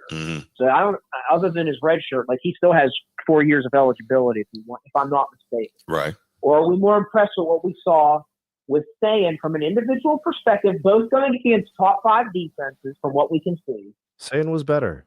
And I don't even think it was close. He was better, but I don't know about more impressed. He did play better, but I just think there's so much more to it. I just do. I mean, that's fair. Yeah. But Steve, we're gonna let you go, man. I appreciate you joining us. I was gonna say I appreciate definitely you cooking, man. My wealth.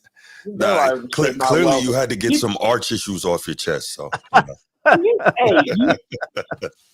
Listen, oh man, we're gonna do this in about 3-4 games, bro. We're gonna see where Arch is at after a month. I was gonna say this is content, bro, for week 5, 6 when things go down. Then correct. You can either laugh at me or maybe I can be like, well, maybe I was right. There you go. I really don't want Steve calling in and talking about vindication. I really don't.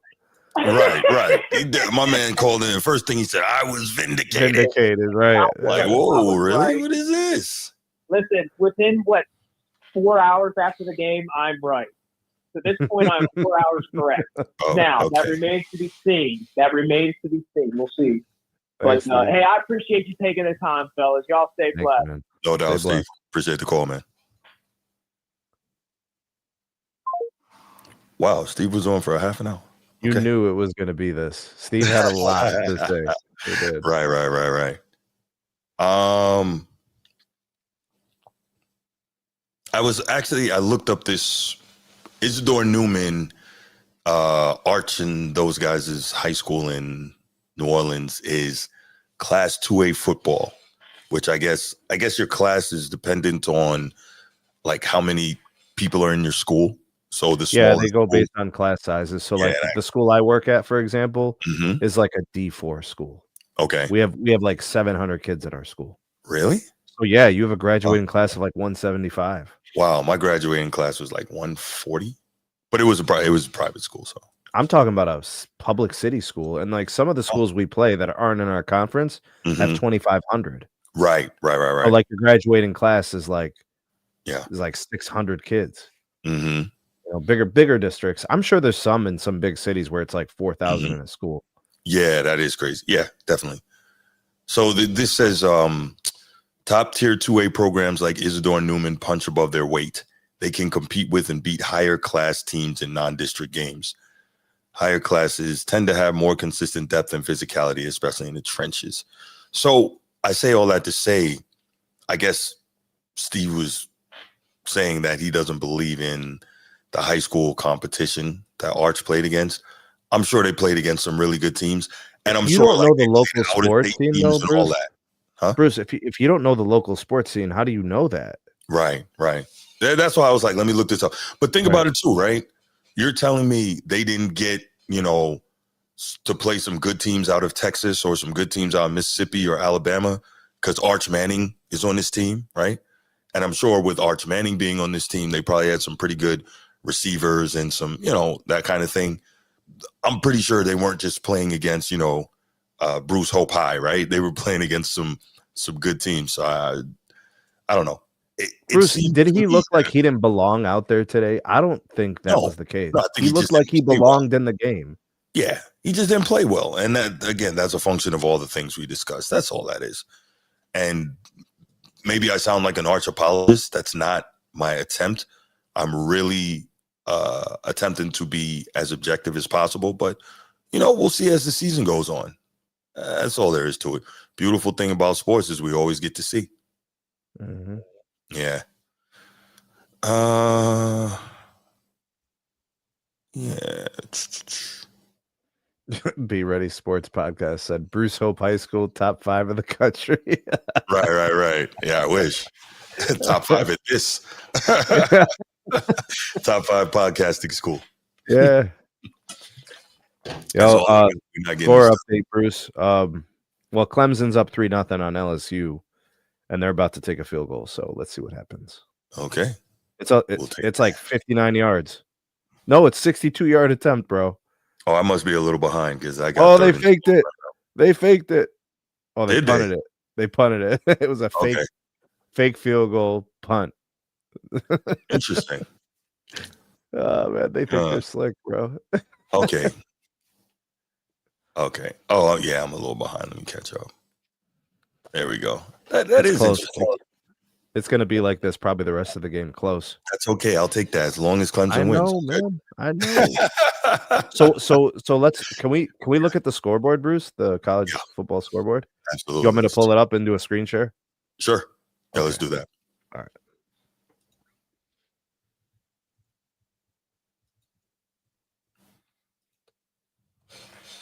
All right, here we go, Bruce. How do I do this?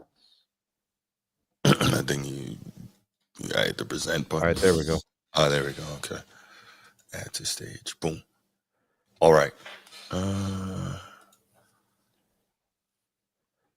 right, so we have what? 3, 4, 5, 6 games going on right now. 7 games. Let's start at the top here.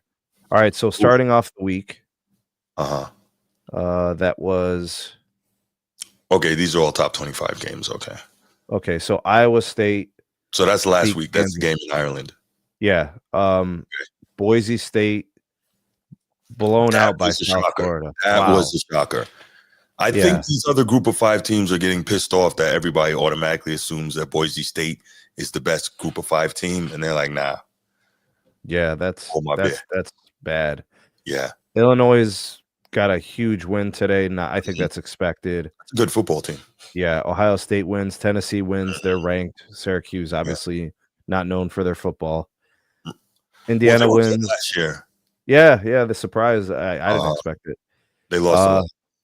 Yeah, Indiana wins. Georgia wins in a blowout against Marshall. Yeah. Iowa State blows out South Dakota. Oof. Florida State upsets Alabama. Yeah, I like that.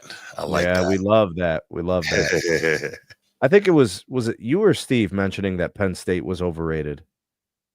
It was me. It was you. Okay, so I don't believe it.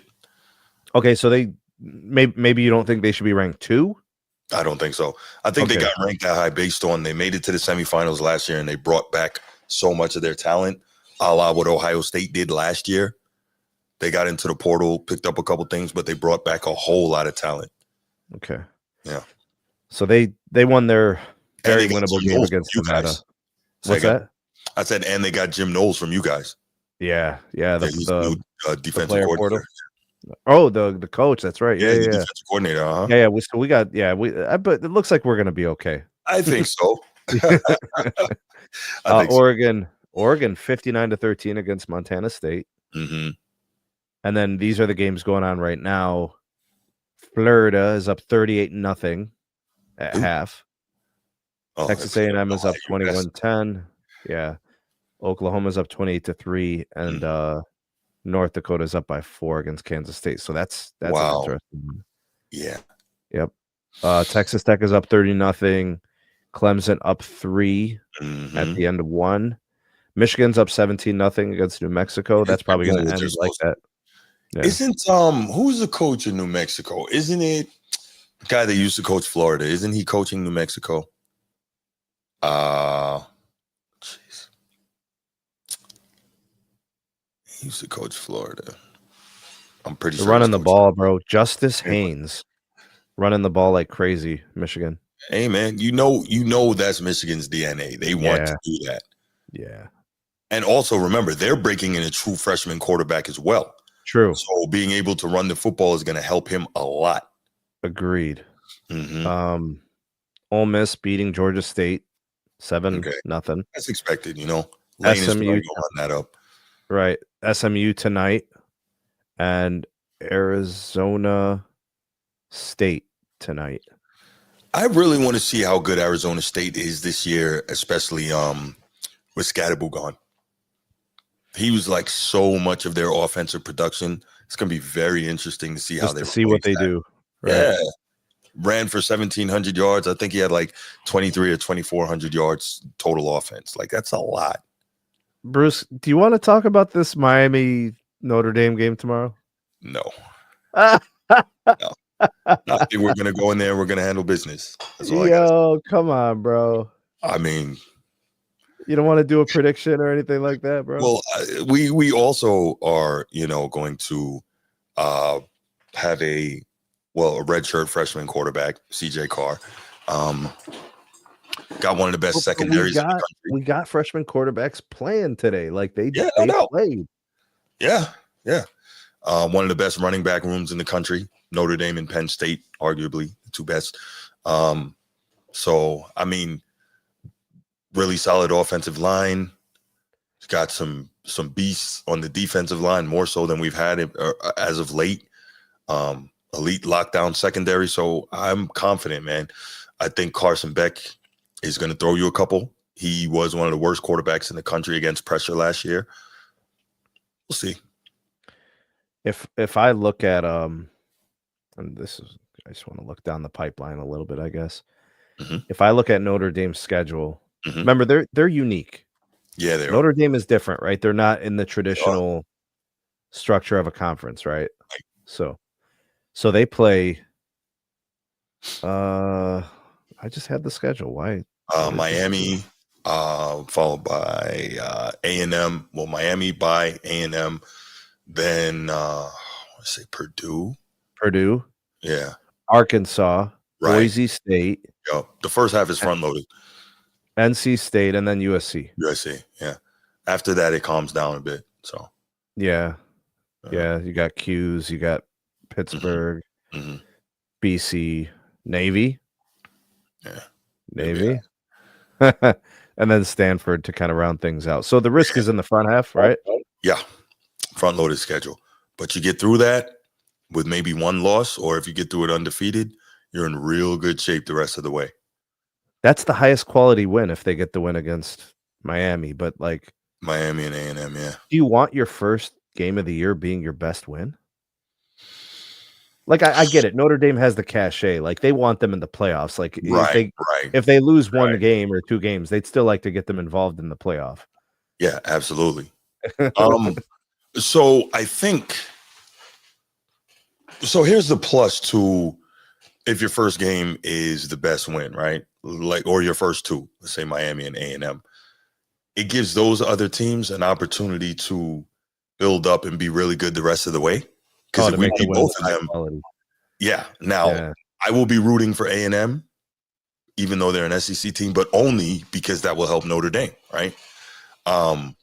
So if we beat them in those first two games, yeah, I get what you're saying in terms of it being front loaded, but we want them at that point to have an opportunity to go on and continue to do good things the rest of the way. So it can work that way. Yeah, I'm okay with it. But like a win against Boise State, won't really help their case, Yeah, that hurts, especially as Boise State doesn't appear to be, and we knew they wouldn't be. With Ashton Genty gone, another situation where a huge chunk of the production is gone. So, we got to cheer for them to be good until we play them. Then we smack them around, and then we cheer for them to be good the rest of the way. I mean, it's basically it. So you gotta beat Miami. You gotta beat the Aggies. But even if we lose one of those games, which you never want to, but you couldn't lose both. I feel good about that. No, you can't. You can't. If you lose, you're gonna have to beat a good team to make them believe that you have to beat a good team to make people think you're a good team. Yeah, for sure. Yeah, for sure. Yep. I think that's how you do it. So it'll be all right. Go ahead. I'll be watching. That's an interesting game tomorrow because they chose Sunday for two games. So they're putting this Notre Dame game. What is it? An evening game? Like 7:30. Okay, yeah, you're getting a lot of eyes on that game because there's nothing else going on. Well, because Notre Dame is, and Bruce said this, in some ways they're similar to the Cowboys, right? You love them or you hate them. And obviously they haven't won in a long time, but they are different from the Cowboys in that they've been in position to win, even though they haven't won. The Cowboys haven't been in position to win. But they are a team that they move the needle, man. No matter how much people want to have negative stuff, Notre Dame's joining the conference, Notre Dame not special, this, that, and the third. Notre Dame moves the needle. There's no way around that. Every single season, they have one of the freaking top rated games in terms of ratings, every season they do. That's why they keep getting these primetime games. There's a reason they get these games where they do. People want to see them. But they're like, even if people say it's like not warranted, right? Like people say, no, they're not that good, but like they're not bad for you to say like they shouldn't be on TV. Right. So like if you're competitive and you're good, you're a good team and you win games and you've got an insane rabid following. Yeah, there you go. And like what do you expect? They've had this NBC deal since what, 91 or 92? NBC keeps reing up this deal. Yeah, television execs are not stupid people. Exactly. Weren't the Lakers the most nationally televised games last year? Yeah. And I think they will be again this year. But like, why? Like, it's OKC's clearly the best team. And here we are. Lakers, obviously Hollywood, flashy, big media market. OKC. But I'm just saying there's factors, right? Team, right. Yeah. Yeah, they don't have that cachet. And also historical cachet matters. History doesn't matter to some people, Edward, but historical cachet matters. It does, Yo, so. Coach T's going in too, man. Same thing. He's not a Notre Dame. Why not? He's a USC guy. He went to USC. So sorry, bro. Sorry, okay bro. with that. Look, Reggie Bush been gone for a long time, bro. I mean, and USC is some cowards ducking the smoke trying to get out of Notre Dame rivalry. I'm trying to remember who was the last great player at a USC. I think it was it OJ Mayo, college basketball? Oh wow, that was a long time. Or was it Reggie Bush? Like, who was closer? Wow, that's tough. I don't know. USC's not. They're not Notre Dame, dog. They're not Notre Dame. No, they are not. No, they're not. No, they don't. OJ Mayo, right? He was USC, right? Wow, there you go, Transformer. There you go. Juju. Yeah. Juju is that problem. Yeah. Juju is a beast. Don't bring up the W when Steve's around, bro. They start talking about roast beef and turkey sandwiches and whatnot. Pay us what you owe us. Yeah, okay. Juju is a monster. Let's see. Who was the last great USC football player?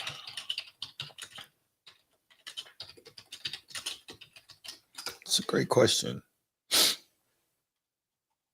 I mean, some of these names are great, but it's been a long time. Williams. Who? Caleb, duh. Oh, he won the Heisman and went number 1 overall. So we'll see what he does. All right. Marcus Allen, Troy Polamalu, Matt Leinart. There's a list, bro. USC is actually tied with Notre Dame for most NFL Hall of Famers. So. OJ Simpson, Ronnie Lott, Junior Seau, mm-hmm. Tony Baselli, Lisa Leslie. Tony Baselli's USC? Yeah. Anthony Munoz. Charles White, Cheryl Miller. Yo, yes. Reggie. Wow. Yeah. Cheryl Bruce Miller. Matthews. Clay Matthews. Mm-hmm. Rodney Pete. I remember Rodney Pete. Jack Del Rio. Okay. Frank Gifford. Frank Gifford, USC. Yeah. Okay. I mean, you got to dig deep. Now we're getting into but Caleb Williams. Well, Cinder. No, that's UCLA. No, he was UCLA. Right. Gus Williams. Okay. Yeah, there's players, bro. There's players. Yeah, so I get the prestige of USC. Yeah, we mentioned fingernails. We mentioned them. Yo, so while you were out, Bruce, and we were doing the show, like Transformer was going in, bro. I don't know if you caught all the segments we did on Caleb Williams, but wow. Oh, you guys did a lot of segments on Caleb Williams? There were a couple. He got roasted, toasted, and floasted up pretty good, bro.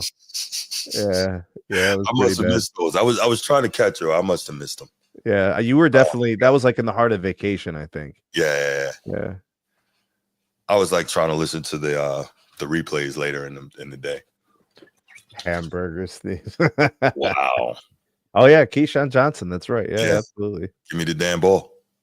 Bro, I don't know how I feel about Keyshawn Johnson as like a talking head, bro. I don't know about this. I'm not a fan. I don't know about this. I don't think he's that good.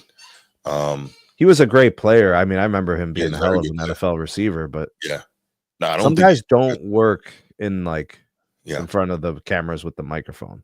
Because he doesn't even try to hide his biases. He's so everything is ridiculously Lakers centric to the point of disingenuousness. It's sickening. Does he really know the NBA though? Like, I don't think he does. I think he talks about the Lakers. Like it's really I can't stand it. Yeah, he wasn't good with that.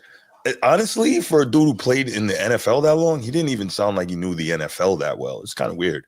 Maybe he knew it, but he wasn't able to articulate it.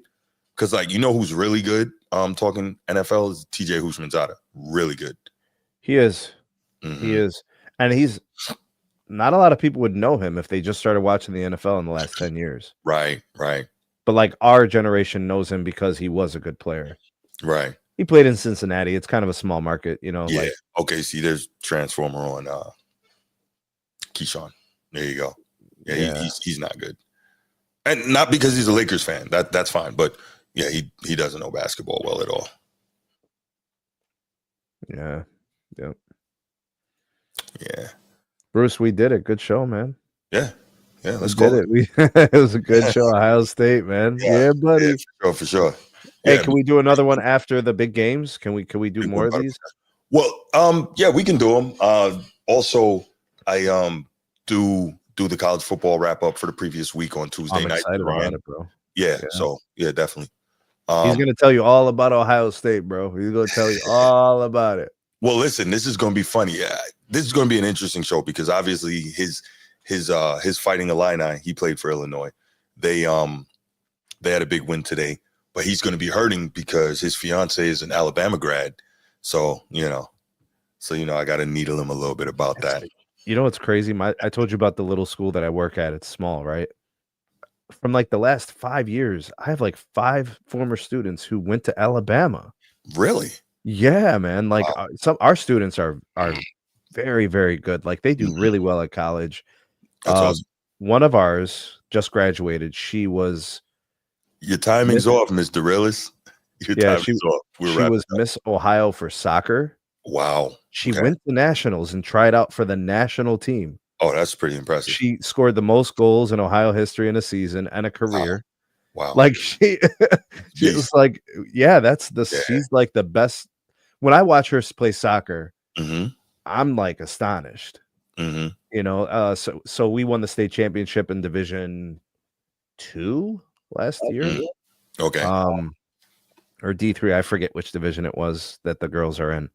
But like we got kids that go to Bama, we got kids that go to Dayton. They play sports. Yeah.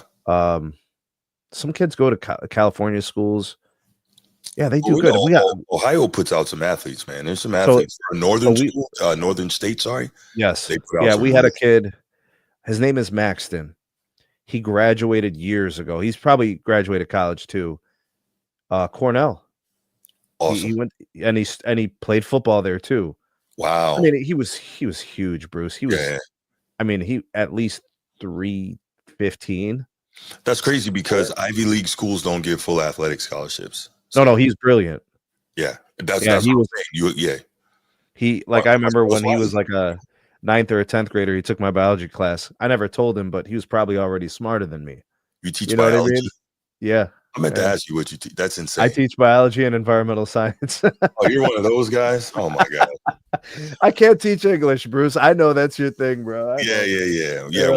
When I did long-term substitute teaching, I taught 8th grade English. Yeah. I was gonna say English is your thing because it's language arts and you're in the journalism side. Yeah. Wow, biology. I'm impressed, Steve. No, I don't know, man. Sometimes I feel overqualified because I was taking the same courses as doctors. Wow. But they went on to medical school and I went into the classroom as a student teacher. Wow. But we were taking the same chemistries, organic chemistry, biology, microbiology, analytical chemistry. And they would laugh at me. They're like, "Why are you here?" And I'm like, "I have to take this. The state, in order to give me a teaching license, I have to master these sciences." Yeah. And they're like, "You're going to go teach this to high school kids?" I'm like, right. Yeah. Like you could be making a lot more money doing something else. Right. No, Mr. Realist, I am not a teacher. I taught for a while a couple of years ago, but I'm not a teacher. When I was in the military. When I was in the military, I did instruction also. Cool. Yeah. I'm 15 years in, Bruce. I got 20 to go, man. Not even close. Damn. Yeah. I started teaching maybe I was 26. I got a late start. So I changed my majors twice. And I actually had a business. Me and my brothers had a business. So there was time in between my 2 college stints. I have my undergrad from CSU and I have a master's from Clemson. Wow. Okay. So my master's is it's agricultural sciences. Really? Yeah. So when I started teaching the environmental science class, we wanted to start offering the AP. I was like, well, if I just get my master's in this, then I could teach it, So yeah, I think my boy has my buddy from the Army. He's got his degree in, I think, agricultural science because he's originally from Somaliland. And so he was saying that he wanted to eventually go back home and, help with that and the farming and all that stuff. So I was like, that's pretty cool. What is that dog saying, bro? Put that up real quick, bro. God, here we go. He's about. Oh, so this is funny. This is funny, Edward. As you mentioned, NBA YoungBoy. So when I was teaching, and so the first day, I'm like, all right, I'll do the icebreaker, right? So I go and I say, each one of us is gonna come stand up in front of the classroom, and we're gonna say your name, say where you're from, what you like, some of your hobbies, what music you like, what movies, whatever, just so we can all get to know each other, right? So of course I start off, hey, I'm Mr. Hope, blah, blah, blah. I was born in DC, grew up, lived here, lived there, served in the military, love hip hop music, I love sports, blah, blah, blah. Cool. So they here love hip hop music, right? 8th grade students. Maybe a couple weeks later, one of the students says, hey, Mr. Hope, you say you love hip hop, right? I say, yeah, I love hip hop music. So he says to me, you like NBA YoungBoy? I'm like, who? He's like, NBA YoungBoy, you say you love hip hop music? I said, let me stop you. The hip hop music I love and the hip hop music you listen to is two different things. Is NBA YoungBoy considered hip hop though? Apparently, but he is terrible. Yo, so I'd never heard of the guy. So like during the lunch break or whatever, or when I got off, I said, let me check this NBA YoungBoy. So I put it on and I'm like, what is this mealy mouth drooling? Yo, this dude is when I say terrible, he's one of the worst rappers I've ever heard in my life. Yeah. Oh my God. By the way, this is what you get when you listen to the Format Podcast. We go all over the place. But yeah, so I listen to this NBA. I'm like, this dude is the worst. I'm like, what is it? It doesn't matter what these kids rock with. These kids rock with a lot of things. That's terrible, that dog. But yeah, I was like, yo, this dude is horrendous. So yeah. Have you heard of him, Sneed? I've heard of him, man, and I've heard his music. Okay. So I'll lift weights in the school weight room sometimes with the athletes, okay, football players, basketball players, just any of the, because like the gym's open. I'm just one dude, so it's not like I need a lot of space. I'll just grab dumbbells and find a bench. But like they'll turn on their music, bro. I mean, and that stuff comes on all the time. Bro, the first time I heard that one song, it sounds like there's a creaky chair in it. It's like ooh or something. I forget what it was called, The Box, maybe. Bro, I'm like, what is that, bro? But like, Bruce, there must have been a time when we were kids where we had songs like that and we were rocking with it, and like the older generation's like, this is garbage. Oh, facts. Like think about it. When DOS Effects came out with all the Iggity, right? And I know our parents had been like, Iggity, what is that? Yeah. But we thought it was like mad creative. So it's funny because when I heard NBA YoungBoy, I'm like, first of all, it took me a long time to even figure out what he was saying, because I had no idea what he was saying. And then I was like, okay, when I started to understand what he was actually saying, I was like, this is so bad. Like, how did this dude, like, YouTube? But you know what they will tell you, Bruce? Uploads. They'll admit it to you. They'll tell you they're listening to the music for hype. They don't even really care what's being said. They're like, oh, I just like the beat. Okay. They'll tell you that. So why don't you listen to instrumentals? Right. But they'll just like, they're just like, oh, I don't really listen to the words. It's just, this is, it's for the hype. Right. So just put the track on. Facts. That's what there's certain songs I will just put the track on and rock out with the instrumental. I have like a short instrumental playlist on my phone. But Transformer was good, man. Lord have mercy. If you calling the Cape up for NBA YoungBoy, I'm gonna hit that button on you. Bro, he's sauced up, bro. He's been hanging out. You better chill out, Transformer. So listen. Yes, sir. Let me do y'all a favor. Okay. Because when you're a kid, right? Yes. When you're a kid and when you're tired, you just start rambling about nonsense. That's what that is? Y'all are at that point of the show. You're so tired. I don't even know where we got here. Wrap it up. You don't know how to wrap it up. And you're tired. So you're talking about NBA YoungBoy in a show that is about Ohio State beating Texas. By the way, how's that win, Transformer? How you like that, bro? Which one? The Ohio State win. The only one that matters. Oh, stop it, Sneed. They beat the number one team in the country. They beat Arch Manning, the Heisman favorite. What you mean? Hey, we was unranked and we beat the 8th ranked. That's right. Astoundingly. Get him. And even a broken clock is right 2 times. Get him. Get him. No, that was a great game, guys. Big win. That I was watching half of it on the road. My wife was trying to hold the phone up while I'm trying to dodge traffic to get here to Atlanta, Georgia. And boy, when I tell you the defense for both sides was amazing. Yeah, and during the entirety of the game.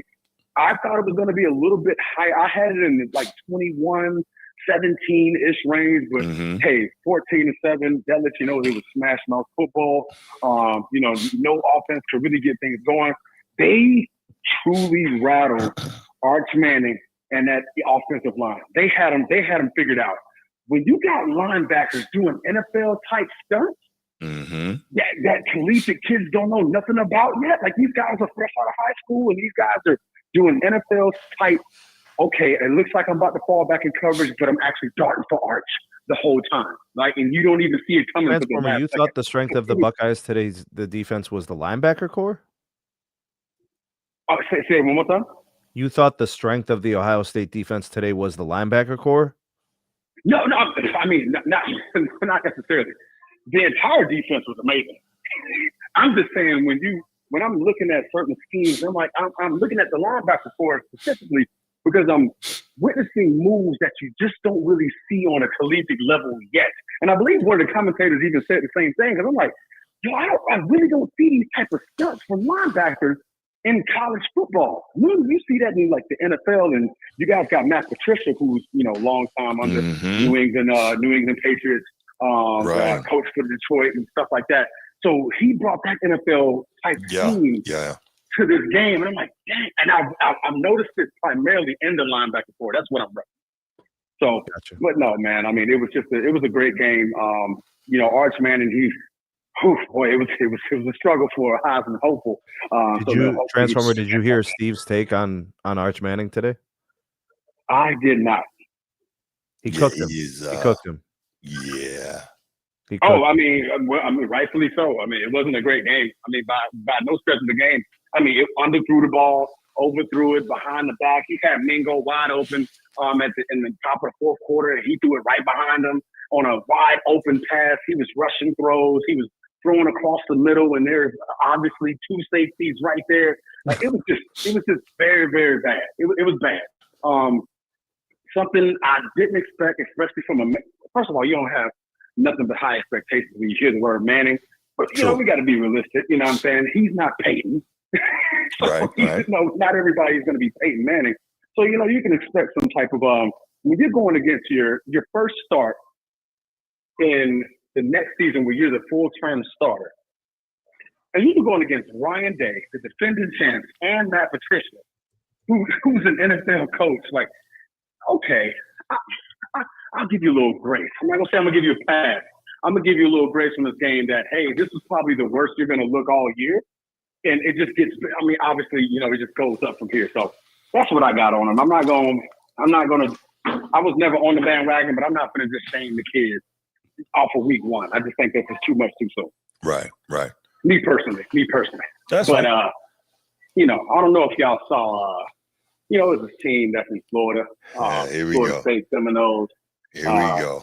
I'm pretty positive. They played a team called Alabama. I think where when the sisters date their cousins and stuff like that. Oh no! Wow. Cold-blooded. But hey, that was a great game, man. Y'all know I was hyped. I'm in the hotel room getting banging on the wall, talking about some quiet down over there, so I had to go to the lobby. I was turned up. I was too turned up watching that football game. My quarterback said in the beginning of the season, before the season, Daddy Nick Saban ain't there to save y'all this time. He ain't there to save y'all. He said that. Oh, Castellanos, yeah, he talks greasy. Yeah, he talks. Wow. He said Nick Saban ain't there to save y'all. Y'all don't have nobody that can stop me. Y'all got nobody that can stop me. Kalen DeBoer is a really good coach. He's not Saban, of course, but he's a really good coach. So we'll see what Bama turns out to be. Again, it's Week one. But it's week one. I love the fact that two SEC powerhouses have gone down, and hopefully it'll be a third. Clemson is up 10-3 right now. He'll be, if he loses tonight, he's 0-4 in openers at LSU. So that'd be great. Will that be 0-4? Yep. I thought he won 2 years ago. Nope. He's 0-3 so far. Yep. Wow. Hey, look, he left. Time for him to go for a while. He left Notre Dame to go somewhere where he had a better chance to win, right? That's what he told us. First of all, Mr. Kelly. Just saying. Oh my God. Look, I'm glad he left because we got Coach Freeman now. What year did he leave? Went to LSU and started acting like he was from Louisiana. That's where he lost me. I was like, he started talking with a country accent, trying to dance in videos. I was like, come on, man. It's a great day to be a Tiger. Yo, the last guy to do that was Russell Wilson in Denver, right? How'd that turn out? Yeah, not good. It turned out awful. Mm-hmm. And guess what? The game one, everybody said they beat the accent out of it. Because he ain't trying to do it no more. That's true. That is true. They beat the accent out I'm of here with my so family. After that, it was all normal speech. You said he's from Boston? He's from Boston. Yeah.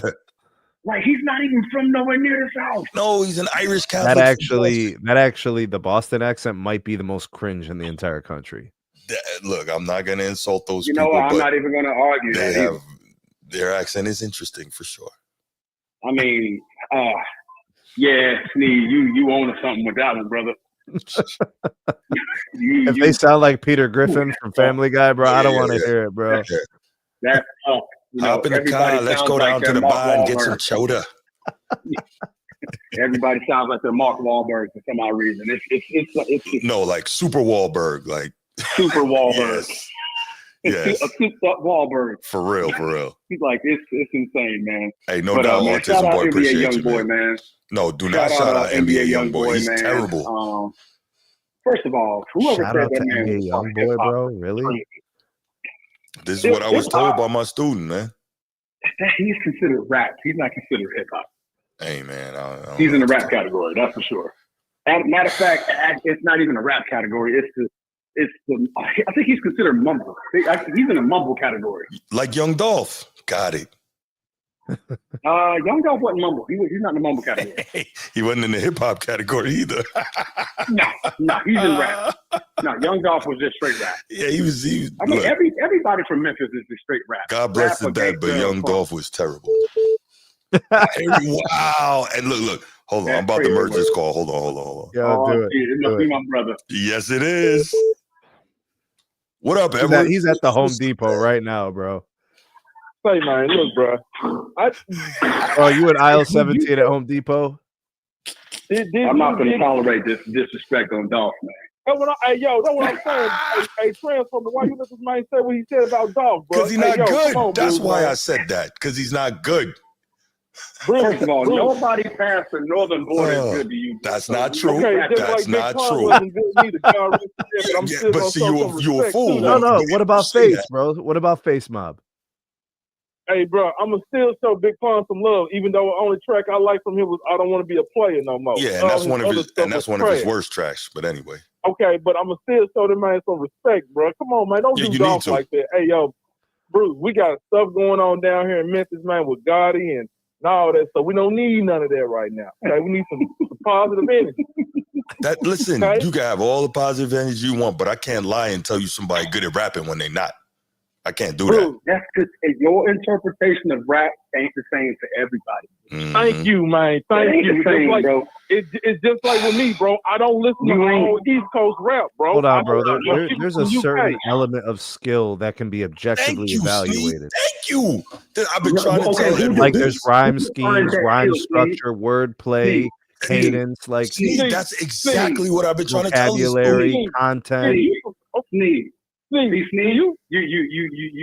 reaching too far into Bruce's category. But when you want to put the money down, come on, man. Try to be all the way virtually technical about something, right? Just because it sounded lyrical and bar metaphorically in the North doesn't mean the South got to do it. The West got to do it. British got to do it. No, that doesn't mean that. Yeah, but great MCs from the South had those qualities and characteristics too. Correct. Do it the same way. Correct. Every culture is different, Steve. Bro, there's Southern culture bars. But you missed the point of what Steve said, though. It's not that they have to do it the same way, but what you heard what he said? There are certain objective things that can be evaluated when you're talking about who's better at rapping. That's not hard. Steve, where you from? I'm from Cleveland. Okay, of course you're gonna be biased with the East Coast rap, so I get what you're saying. He's not from the East Coast. What are you talking about? I'm from the Midwest. Man. It doesn't matter, bro. He's up there closer towards your way, man. The South is not getting no respect at all, bro. Bro, my favorite MCs are from the South. Such as who? Like Andre 3000, like Scarface. I'm not with you on that, Andre. Okay. I do like Scarface, though. Scarface is a legend. This dude that you taping for, that's sitting right next to you on that channel, that the Notre Dame fan, he does not like Andre 3000. I do not. That's okay. That's okay. I didn't say I don't like T. No, I didn't say I don't like T. No, T.I.'s cool. T.I.'s cool. But I do not like Jeezy. Luda is solid. Luda is solid, bro. Luda got bars. Luda got bars. Okay, they only good. Bruce, what you tell me all the time? They only good on what? When they on East Coast? No. I said they're better when they're on East Coast tracks. Why is that? Get off my phone, bro. I'm gonna let y'all keep talking, bro. Sneed, I say that I told Edward that the Southern rappers are better when they rap with East Coast cats because they have to step up their level of lyricism. They can't just get away with Dr. Seuss, Mother Goose, simple rhymes. They can't do it. They got to step the bars up. Yes. I never heard that, Mother Goose. That's so false. That's so false because I'm gonna tell you. No, Bruce, I'm gonna tell you that's cap. The reason why I'm gonna say that's cap because I can send you a track right now with OJ the Juice Man rap with Jadakiss, and he was terrible on that East Coast track. And Swiss Beats did the production. You want me to send that to you? That just means well. I don't even want you to send it to me. Well, listen, hold on. I never thought OJ was good anyway. So, I mean, I'm sure he tried to do better rapping with Jadakiss. He just can't. What are you talking about? Bro, but Jadakiss got bars, bro. Like he's gonna make people step up. You know. Son, you're in timeout, bro. Thank you. We having a rap discussion. Thank you. Tell him something, Transformer. He said, hold up. Hey, yo, this is not going to be a 3-on-1 again. Look, he said that only snap rap. Hey, man, look, Bruce, chill out, bro. Man, come on, man. Be an adult, bro. Come on, man. I'm out of here. Man.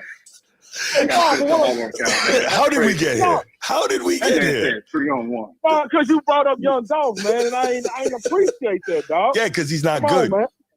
Because he's not good. And Big Pun is not good neither, though. But see, okay, but listen, hold on, real talk. I understand that you don't appreciate Big Pun style of rapping, but objectively, wait, hold on. Can I talk? Hold on. Objectively evaluating rhyme skills, anybody who says Big Pun is trash just doesn't know hip hop. If it's rhyme skills, he's one of the standards. And Young Dolph is up there too. He's the top independent rapper that's from the South. Period, bro. He put other folks on, man. But that doesn't make him good at rapping. We had this discussion. Good, I'm not. Dang, man. I gotta go back. I gotta get back on my day. Yeah, man. Listen, man. Go back to Home Depot and get what you gotta get, man. Get back in aisle 17, bro. Right, get that plumber putty real quick, bro. Right. I love you, bro. See that? Right, look at this. Hey, Be Ready Sportscast. Coach T he's West Coast to the bone, and he said Big Pun is elite. He is. Was. Yeah, I wasn't with Sean on that one. Yeah, I wasn't. But he lost me when he tried to make an argument, and he had OJ the Juice Man be a topic of conversation. We don't claim that as rap. That's just his version of music. You got different genres, different. No, I totally get it, but that's why I agree with Sneed when he said there are objective things that you can look at to say who's better at. Like, I get if you say, like, me and Edward were arguing maybe about a week ago, and he's saying like, he said Scarface is better than Big Pun and Rakim, and I'm like, Okay. So Rakim Okay, actually Rakim? ushered in like a way to rhyme that didn't Right. sound like nursery rhymes. Exactly. Like before Rakim, this is how they were all rapping. Right. Da, da, da, da, da, da, da, da, Right. da. It was this like nursery rhyme cadence. Exactly. He killed that. Yes. And He so said it doesn't have to be like that. Right. And I said, yo, I understand where you're from and what your influence is and what you appreciate. And I get that. I said, but can you acknowledge that there's a difference between being better at rapping and what you prefer? Like, that's two different things. That's a preference. He doesn't get that. In certain cases, it's a preference. I say, like it all depends on what your ears. What your ears listen. But Transformer, I feel you. But I'm extremely diverse. You are, and I feel you. But when I talk hip hop, I'm talking about what you can do with words. Like that, for me, like that's what lyricism is important, and that's why I'm like. I think you're taking rappers and you're placing them in the hip hop. Not every rapper is a hip hop artist. But they'll try to tell you they are. Yeah, because they're not clarifying the meaning. Like even even a rapper, Transformer they don't should even be. mention that I'm a best hip hop artist. Like no, they say I'm a rapper. Right. But even if you're a rapper, you still thinking lyricism. Go ahead. Transformer. Even if you're a rapper, you still need to be skilled. Like you still need to be able to make words rhyme. You still need to have structure. There's cadence. Like there's still things. Hip hop also has to do with like the producers. And the drum kits and stuff like that. It's a little bit different. Like if DJ Premier's doing your drums, you're hip hop, right? Yes. Right. If you know, and his samples have soul and stuff like that, that's a little bit different. If you're getting beats from Jay Dilla, that's hip hop. You see what I'm saying? RZA. If Trey's doing your beats, you know what I'm saying? Like it's those kind of things. Like so, is Kendrick Lamar considered hip hop? 100%. Okay, so neither one of them dudes make his beats. I don't get the point. No, he's talking about where they fall in terms. I think I'm not going to speak for Sneed. I think that what I understood was that he's saying that based on what Kendrick can do with rhymes and what he can do with words and what he's putting together. That's my thought. Yeah, like if you make hip hop, it's different than just rapping. More of an art than what he's doing. Well, there's culture in hip hop. Yeah, absolutely. You know so like it's more dynamic than just like I rap. Right. You know, if you rap, you would just take any instrumental and you would just rap. You could rap a freestyle to it, like it's just rapping. Right. But like it's just part of hip hop. There's more to hip hop than that. Right. That's so like while Young Dolph might be a rapper, you wouldn't categorize him as hip hop. Right. But you could be a rapper, but I think again, for me, like you gotta be good, man. you can't just be because you want them ABC to, you want 1, them to 2, 3. Like that's not Everybody it. ain't a hip hop artist. I'm just some people are just rappers, bro. And that's cool. That's cool. But when Edward tells me that Young Dolph is better than Big Pun, I'm like, you're on drugs. At what? Like, it doesn't even like what thing? Right. Is he better at allegory? Is he better at metaphor? Is he better at simile? Is he better at internal rhyme scheme? Is he better at any of those things? None of that. There's nothing. He's better at talking street. That is it. That is all he's better at. Talking what? Talking street. Oh no. He's better at that. Bro, Big Pun never moved out of the projects, bro. You tripping. Nah, he's not. He is absolutely not better at talking street. No. So you can be in the streets, bro. I mean, if you listen to real Young Dolph before the commercial appeal, and I listen to Big Pun, bro. So I'll agree. He talks street, but he doesn't talk the level of murder street capital like Dolph did. He didn't.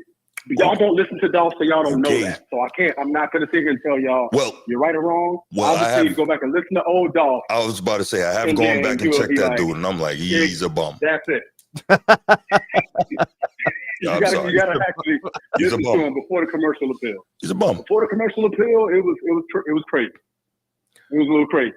I'll just keep it simple. You got all down Dolph. I'll keep it simple, Transformer. I don't even spit no more. But if I think that I can out rhyme you, you're not good. And I don't even rhyme anymore.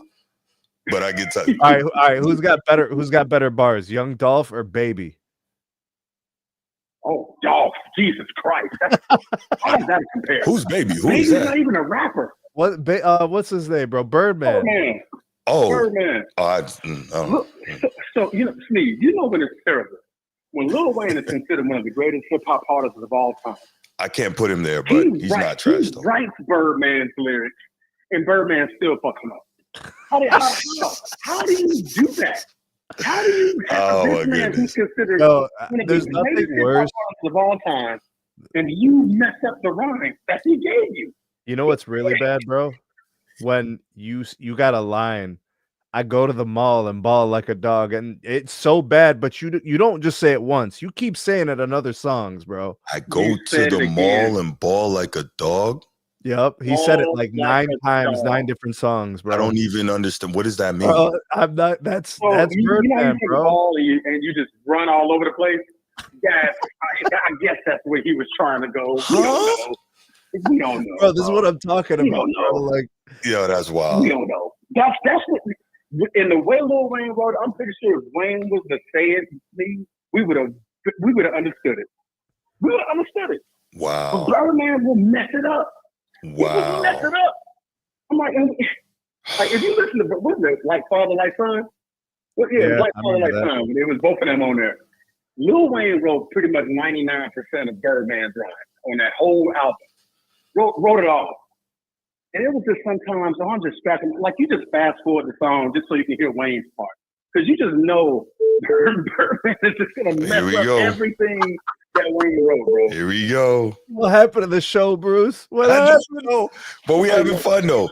Edward, what you want, man? Look, hey, man, what does Big Pun lifting weights and doing cardio have to do with how nice he was rapping? Man, hey, bump all that, bro. Look, I had to sneak outside real quick because I was too loud.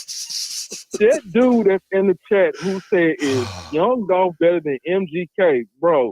Chill out. MJG, he typed it wrong. He said MJG. MJG. He said MJG? Yeah, Dolph is not better than MJG. I don't like MJG. I could deal with 8-Ball, but I don't like MJG.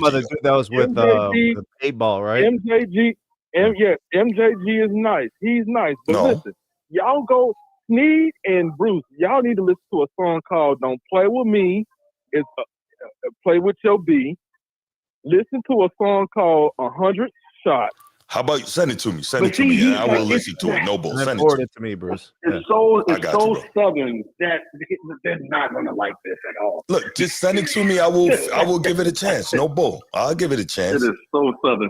Okay, Bruce, you send me all those whack ass tracks from Big Pun. I didn't like it. Okay, it was trash to me. You didn't like it because it was too lyrical. You don't appreciate lyricism. Too lyrical. It was too boring and corny. Just like Hakeem Olajuwon was playing against the doggone San Antonio Spurs. Man, hey, yo, bro, we're not gonna do this to Young Dolph. Why you gotta take shots at Dream? Why you gotta take shots at? This man is not here. Why you did that? This man is not here to defend himself. Pun not here to defend himself, but you talking greasy. Pun is not here either, bro. Pun is not here. No. I'm in my feelings right now. This man let's ask Hot Dog, bro. What do you think about this? What do you think about this bar from Birdman? He said, "I go to the mall and ball like a dog." Bro, Lil Wayne wrote all his songs for him, man. I don't know what that means. He said it 9 times, bro, in his career. Bro, 9 times. He said it was whack the first time.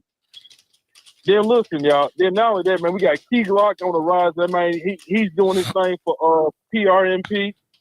So I like that last album too. That last album was nice.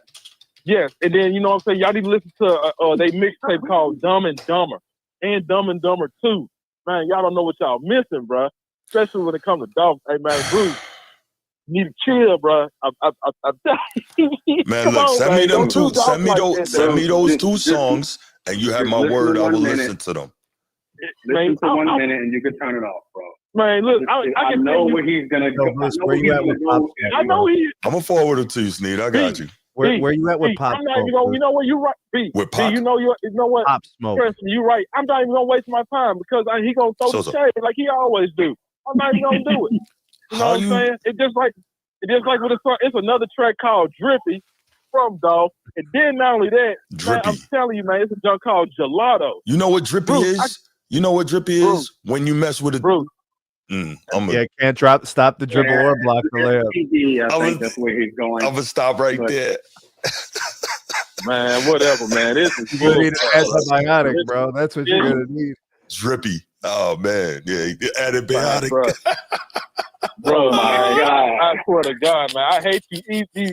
Hey, you East Coast, you Mid, North, whatever, man. Oh my God. Why you hate the East Coast so much? I know what it is. It's jealousy because we better at rapping than y'all. That's what it is. Man, I can't tell why did Nas say that hip hop is dead, because he knew the South was taking over the rapping, and that's why he's in the spilling. And you know how much I rock with Nas, bro. Come on, man. No, it's not about that, Bruce. That's exactly what it is. Hip hop is dead, and Lil Wayne kind of took over everything. Bro, just give it up, bro. Hey, man, I'm not even gonna see you none of those Young Dolph tracks, bro. Nah, you said it. Send me the drinks, bro. If you had not said Young Dolph, I would have not called in, bro. I swear, I wouldn't even not even go there. But you did. You knew what you was doing. I don't know what you're talking about, man. Whatever, man. You brought that up for a reason. You know what I'm saying? Because you should have said somebody else. You should have said Young Dolph. All right? Yeah. Well, he's not good. What you want me to say? Bro, the man is okay. You know what? I'm gonna respect it. Why is he trying to like boost him just because he's from the South though? Like because he's from his city. Because he's from Memphis. He's from Memphis. He's from my hometown. Now, if you say Yo Gotti, my fault. B know what I mean by when I said that. I wouldn't have cared if he said him, but leave Young Dolph up out of there. You know what I'm saying? But just because he's from Memphis doesn't make him good though. Like I don't understand it. If you had said Yo Gotti, I wouldn't even not waste my breath talking to you right now. The best rapper out of Memphis, nobody really knows his name. So the best rapper out of Memphis, man, to be honest, no, they really don't. But right now, man, hey, we got a lot of stuff going on with Young Dolph, his trial and all that stuff, man. We got to respect the dead, Bruce. We got to respect what's going on now. Chill out, bro. You got this going on, Bruce. Pump the brakes, drink your water and some soup or whatever the hell you do. Chill out, bro. Yo, he made some. For real, Bootzilla, you're right. I don't even know what's the deal with all that, man. Maybe it's a relative or something. I don't know. He's not a relative about it. He's not a relative? He's not a relative. You know how it is, country cousins. You know how that is, bro. Yeah, maybe, because I don't know. He seemed like he really upset when anybody says anything about this guy. Hold up, does J. Cole count as he's from North Carolina? Who said J. Cole? J. Cole's from North Carolina. Yeah, he's from North Carolina, but so he went to St. John's, right? In Queens. He went to St. John's, and that's when he started like pumping out the mixtape. So okay, so he's a New York rapper. I'll let the city take credit for making him nice, you know. So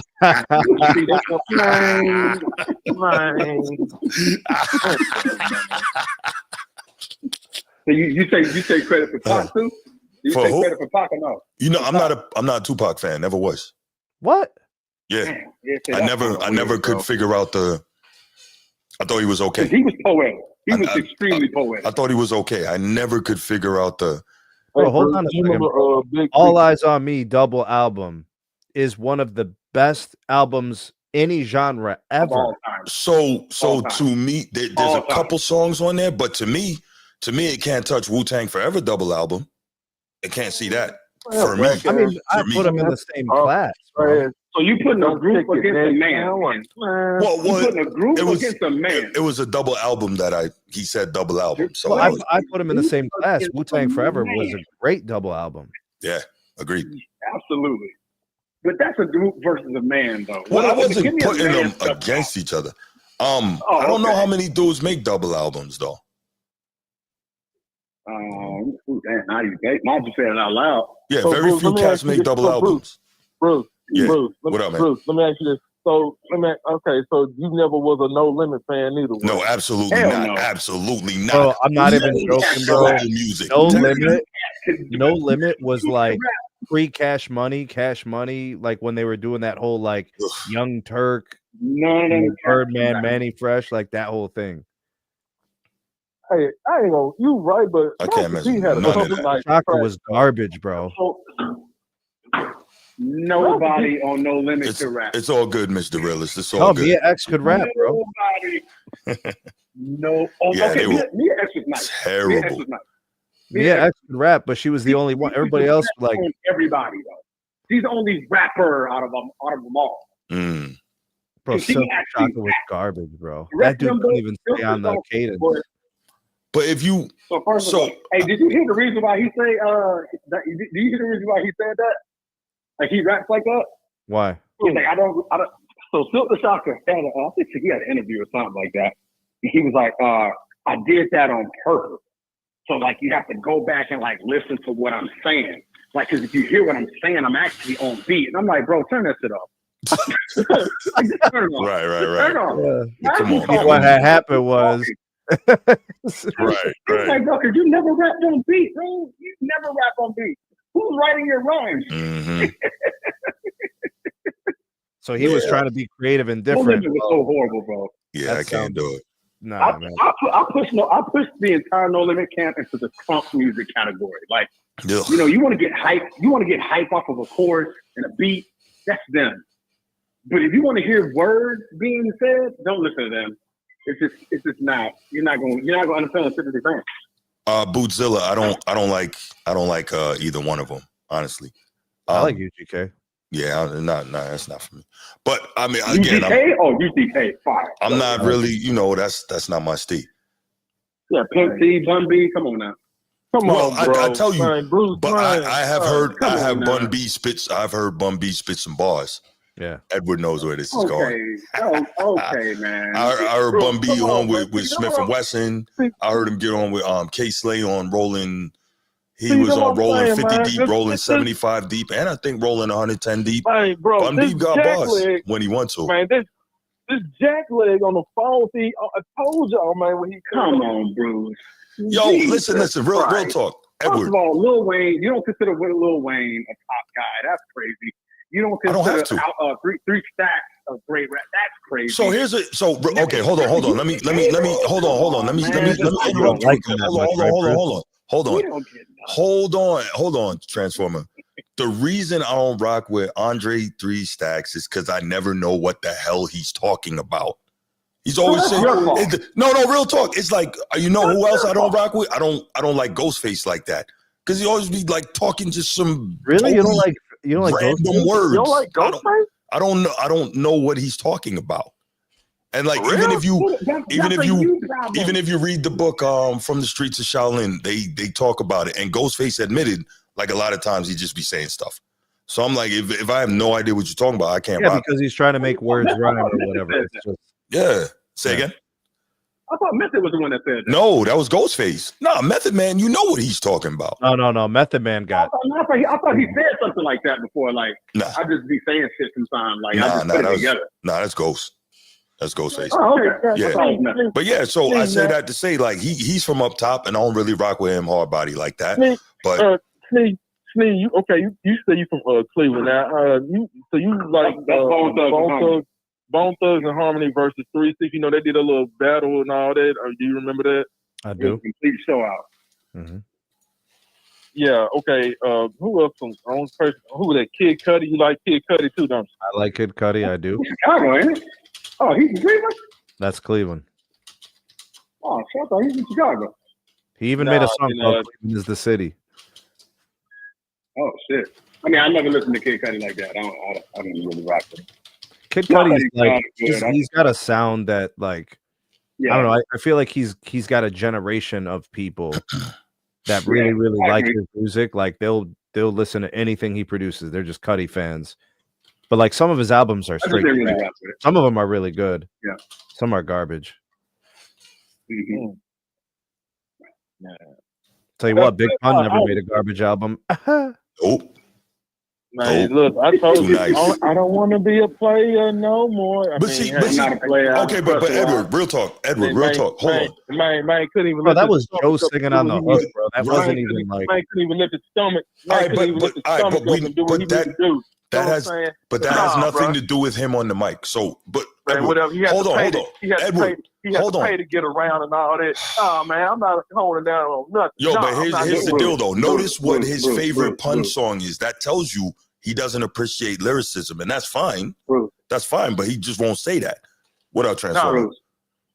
You ever hit your head against a brick wall before? I think I'm doing that right now, man. You're doing it. Yeah, for sure. You're doing it. He's speaking from a place of hurt, Bruce. That's a fact, Mr. Realist. That's a fact. That's a fact. From a place of hurt. So you don't have to explain Big Pun, bro. It's okay. We got it. He was a monster. We got it. Man, shit, Young Dog just wants got, to. like, Hey, come anthem. hang out in Memphis. You know what? Man, You know what? We got Bruce, Chris Rivers, his Bruce. son. Chris Rivers is an animal too. Man, I don't even know who the hell that is. But It's anyway, Big Pun's like son, I said, and he is a man, beast. don't care. I don't Yeah, care. because he got bars. Nah, he don't have bars. That's what your feelings say. But anyway, like Edward, I man, said, I know you ain't on here talking about feelings, Edward. Man, come to Memphis. hey, man, you listen. You snuck outside, man. Somebody gonna come find you, man. Go back inside. If you come to Memphis, you'll hear all the Dolph tracks and all that. I'll put you on, man. I told you already. Send me the Dolph track. I'm gonna listen to them. Nah, Send them I'm not to me. sending you crap. Man, look, man, I cannot wait till I come to Jack's, man, to see you face to face, boy. I real talk. Come You a through, wild man. boy. Come through, brother. Come through, I man. will come through. Yeah. I will come through. Man. Hey, man, you my brother too definitely now, come man. through. Come through, man. No doubt. You know what I'm saying? Yeah. I'm gonna come through there. I'm gonna come through when I come down. Yeah, come through, man. My house is your house, man. Hey, make sure you know what I'm saying. It ain't gonna be past your bedtime. I ain't gotta tuck you in or nothing like that. You know what I'm saying? Pause. Why would you be trying to tuck another man in? Hey, bro, Yo, what's up with you, man? Are you drunk or something? Bro, we grown man. A man. drunk Come on, person man. speak with a sober mind, so what pounds of alky out? Come on, man. What are you doing? What are you doing? What does that mean? What? What does that mean? A drunk person speaks with a sober mind? You never heard that before? Seriously? They tell the truth when they're drunk. What does that have to do with this?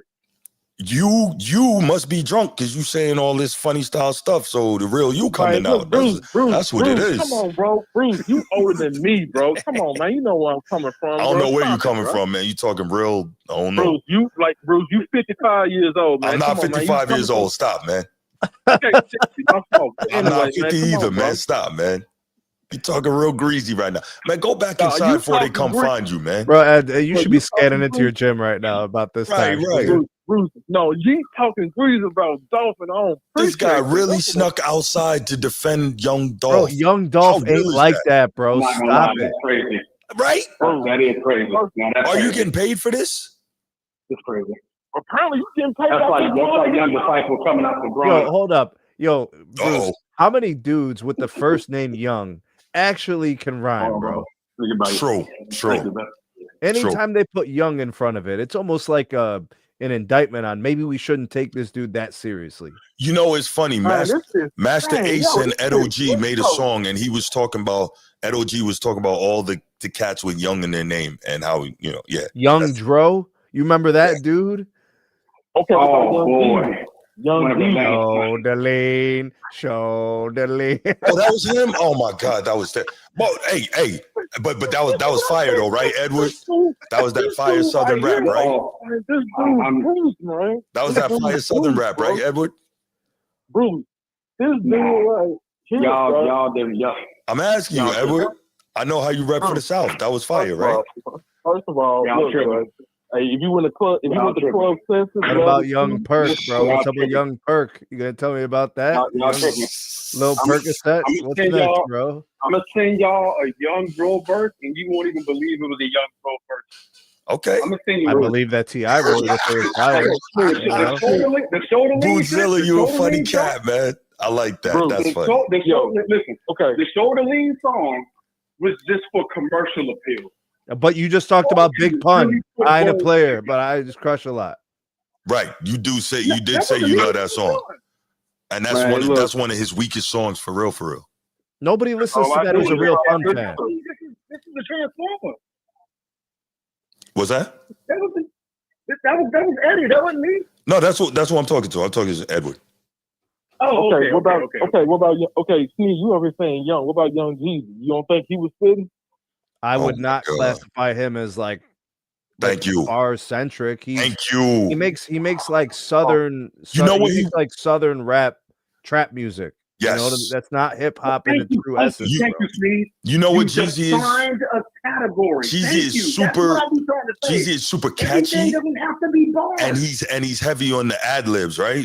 Hey, I move white. What are we doing? Yo, he's not good at rapping. Bruce, chill, bro. You ain't bro. Come on, man. Bro, Jeezy. For what Jeezy? Right? But hold up. For what Jeezy makes, Jeezy was the top of his class. Bruce, y'all, Sneed. Thug Motivation 101. The last time I heard I was the man on these streets. Man, come on, y'all. Yo, Edward, when I shit. Come on, hey, yo, Edward, man, let me ask: is Jeezy better than Beans? I'm just curious. Beans? Yeah, is he better than Beans? Like Beanie Siegel? Yeah, Beans. They're not even in the same category. I mean, they both drug dealer rappers, right? But they're not in the same class. Forget the category. They're not even in the same stratosphere when it comes to bars. I just wanted to hear what Edward was going to say. Edward says strange things. I can't put them in. I can't put them. They have to be in the same category to put them in a. Why not? They rap about the same things. What are you talking about? But Jeezy sounds nicer, though. That's all I'm gonna say. Wait, Jeezy, what? Wait. Hold on. Jeezy sounds nicer. I just said he sounds nice. That's all I said. Jeezy is nice. That's all I said. No, but I'm asking you, is he better than Beans? That's what I'm trying to find out. They're not in the same category. They're not in the same. Okay, yeah, bro. okay. That's a reach, bro. Why are they not in the same category? They rap about the same stuff. Why are they not in the same category? The style is different. Okay, if I rap, I can give a rapper. I can take a rap lyric and I can give it to a countryman because a countryman can sing it. Is he a rapper? Can you put him in the same category because it's saying the same words? That's two different genres of music, though. You can't. That's what you're doing. No, I'm not doing that because they're both rappers. Because you're saying they're both drug dealers. No, that's not how it works. But they both rap about. That's not how it works. Their styles are completely different. That's how you put them in different categories. The style, the flow, the theme, that's different, bro. That's completely different. They don't even sound the same. No, they don't sound the same. Beans is 1,000 times better. That's like saying heavy metal is country rock is the same thing because they're both in the rock category. Hold up. Where we at? Where we at with LL Cool J? Hold up. Where we at with LL? Where are we at with LL? Yeah, where is he in this whole hierarchy of it? Wait, you said LL as in LL Cool J? Yeah. He's one of the best to ever do it. He actually can still rhyme really. You know, he dropped an album. He just dropped the album. Bro, that is his best album ever. Isn't that crazy how nasty he still is? Hey, but he does. He is talking down on these new rappers now. As he should. Because he's skilled and he mastered the craft. No, yes. No, but I'm talking. Okay, but we also talking about Benny. We talking about Benny the Butcher and Westside Gun. He's talking about those guys too. He's talking about today's generation of hip hop. No. Go back and listen to the interview again, Eddie. He's talking about the mumble guys, bro. Right. He's not talking about the other dudes. He's not talking about Okay, I'm not. They got the Fred Flintstones though, bro. Yabba dabba doo, bro. If you heard the interview, he said, I have no problem sending you a track or sending you a verse. But he was like, you gotta let me hear the song first. And he said, these young dudes, he was like, I got nothing against them. But if I hear it, and if I give you a good 16 and I'm getting dibbity, I'm not gonna prove it a track, though. And I'm gonna take the verse back. I'm not giving you a verse. Oh, it just sounds like that. That doesn't matter to Edward. Talking about the mumble dude. No, don't put me on name in that. Stop the cap, Bruce. No. Man, you've been capping all night, bro. I'm not capping. Edward, look how you say cap. Edward, look at you say cap, bro. It's cap, not capping. Come on, man. Get the words right, bro. Come on, nah. Okay, you got it. You're right. I don't got to use your 12-year-old words. You got it. But my question is this, Edward. Real talk. Keep it simple. Yes or no? Are bars important to you? Yes or no? Bro, that's yes or no. I know what my name is. I know what my name is. Are bars important to you, Edward? Are bars? You heard what he said? If it's catchy, Dr. Seuss, Mother Goose, there you go. If it's catchy. And that's what y'all are about down there, and that's why we're better at rapping than y'all and always will be. Because it ain't just about being catchy. Then why y'all falling off then? Why is the East Coast falling off with rap now? I can tell you. Jay-Z trying to come out of retirement. Come on, man. I can tell you exactly why. You asked me a question. Would you like me to answer? Oh, I know what you're going to say. Jay-Z coming out of retirement. Come on. Do you want me to answer? You asked me a question. Would you like me to answer? You're about to get cooked. I don't care, because right now, man, you just asked me a question. Do you want me to answer? I don't care. Oh, now he don't care. You see that? Because you just talk about. Yeah, he knows about to cut me. But let me help y'all out real quick. He just asked me a question. I don't even get and then he don't care what my answer is. Let me help y'all out real quick. Go ahead, Transformer. Thank you for tuning in to the Format Podcast. We appreciate you all. Don't forget to like, comment, subscribe. This was about Ohio State. It sure was. Texas guys. It sure for the was. last hour and a half. Y'all been on the phone with me for an hour. But it's been an hour? Wow. It's been an hour, bro. It's been 45 minutes. 45 minutes. But still, you know what, though? 15 of that was before I hopped on. Y'all was already talking about hip-hop. You're right, though. It's Saturday night, and we just enjoying the conversation, enjoying chilling with the people. But I feel that. I get it. But, yeah, we definitely went somewhere this was not intending to go. Oh, we love it, man. We hope you guys love it, too. Boy, love it. Oh, my God. Yeah, sure wasn't. Yeah. You're right. Young Dolph still can't rap. Man, hey, man, y'all have a good night. Yeah, you have a good night, too. Hey, you want me to send you man. some Papoose and Cool G rap and Cassidy? I can send you some. Man, I'm some gonna put Daddy Kane. Hey, I'm gonna put you on block. Why you gonna block me, He went man? to Philly with it. He went to Philly with it. Yeah. Hey, Don't see me man. that beat. Classic Don't Cass send me was that. real, man. Woo. Man, First hey, of all, Gelato and Exhibit 100 C. shots was. Cassidy and AR Ab, Exhibit C. Whoa. Man. I don't even know who they is. Who are them? You don't know who Cassidy is? you know who Cassidy is. I know who bro. Cassidy Oh, he probably know You know who Cassidy AR and R. Ab Kelly is. Hotel. That's what he know. He Hey, don't know no. bro. Hey, yo, man, why we? Hey, yo, hold up, bro. Why we doing that to R. Kelly, bro? We ain't gonna sit up and act like we ain't none of us listen to no Kelly. That's funny. We But no, I going. know who Cassidy is. I thought you talking about some rapper from UK or something, man. I don't know who that. Who was that? Somebody who sent me from UK. Come on, Bruce, don't do that. Nah. Matter of fact, from UK, Stormzy is. Yeah, he does it. But anyway, that's a different thing. Yo, entirely. Bruce, I need a OHIO real quick. You gonna do it for me? What's up? OH. IO. My dude, Bruce. My dude, bro. They earn that. Go Irish, bro. Go Irish tomorrow. That's All right. right, That's man. right. Hey, I'm gonna get a phone. Hey, y'all Go Knowles. man. Go Knowles. Go Knowles, Knowles. Transformer. Absolutely. That's All right. Go You got Knowles. All right, so hey, yo, man, y'all have a good night, man. I gotta Hey, roll, that's right. bro. Everybody have a good night, man. Thank you all for tuning in. We really appreciate you. This went completely off the rails, but we were just having fun, and sometimes it goes that way, man. Don't worry, we're gonna clip this segment, guys. We're gonna clip it for sure. This is like an hour and a half long segment.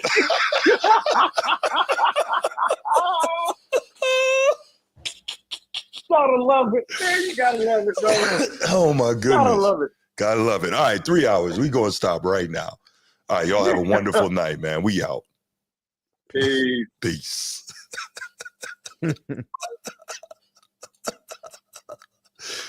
Oh.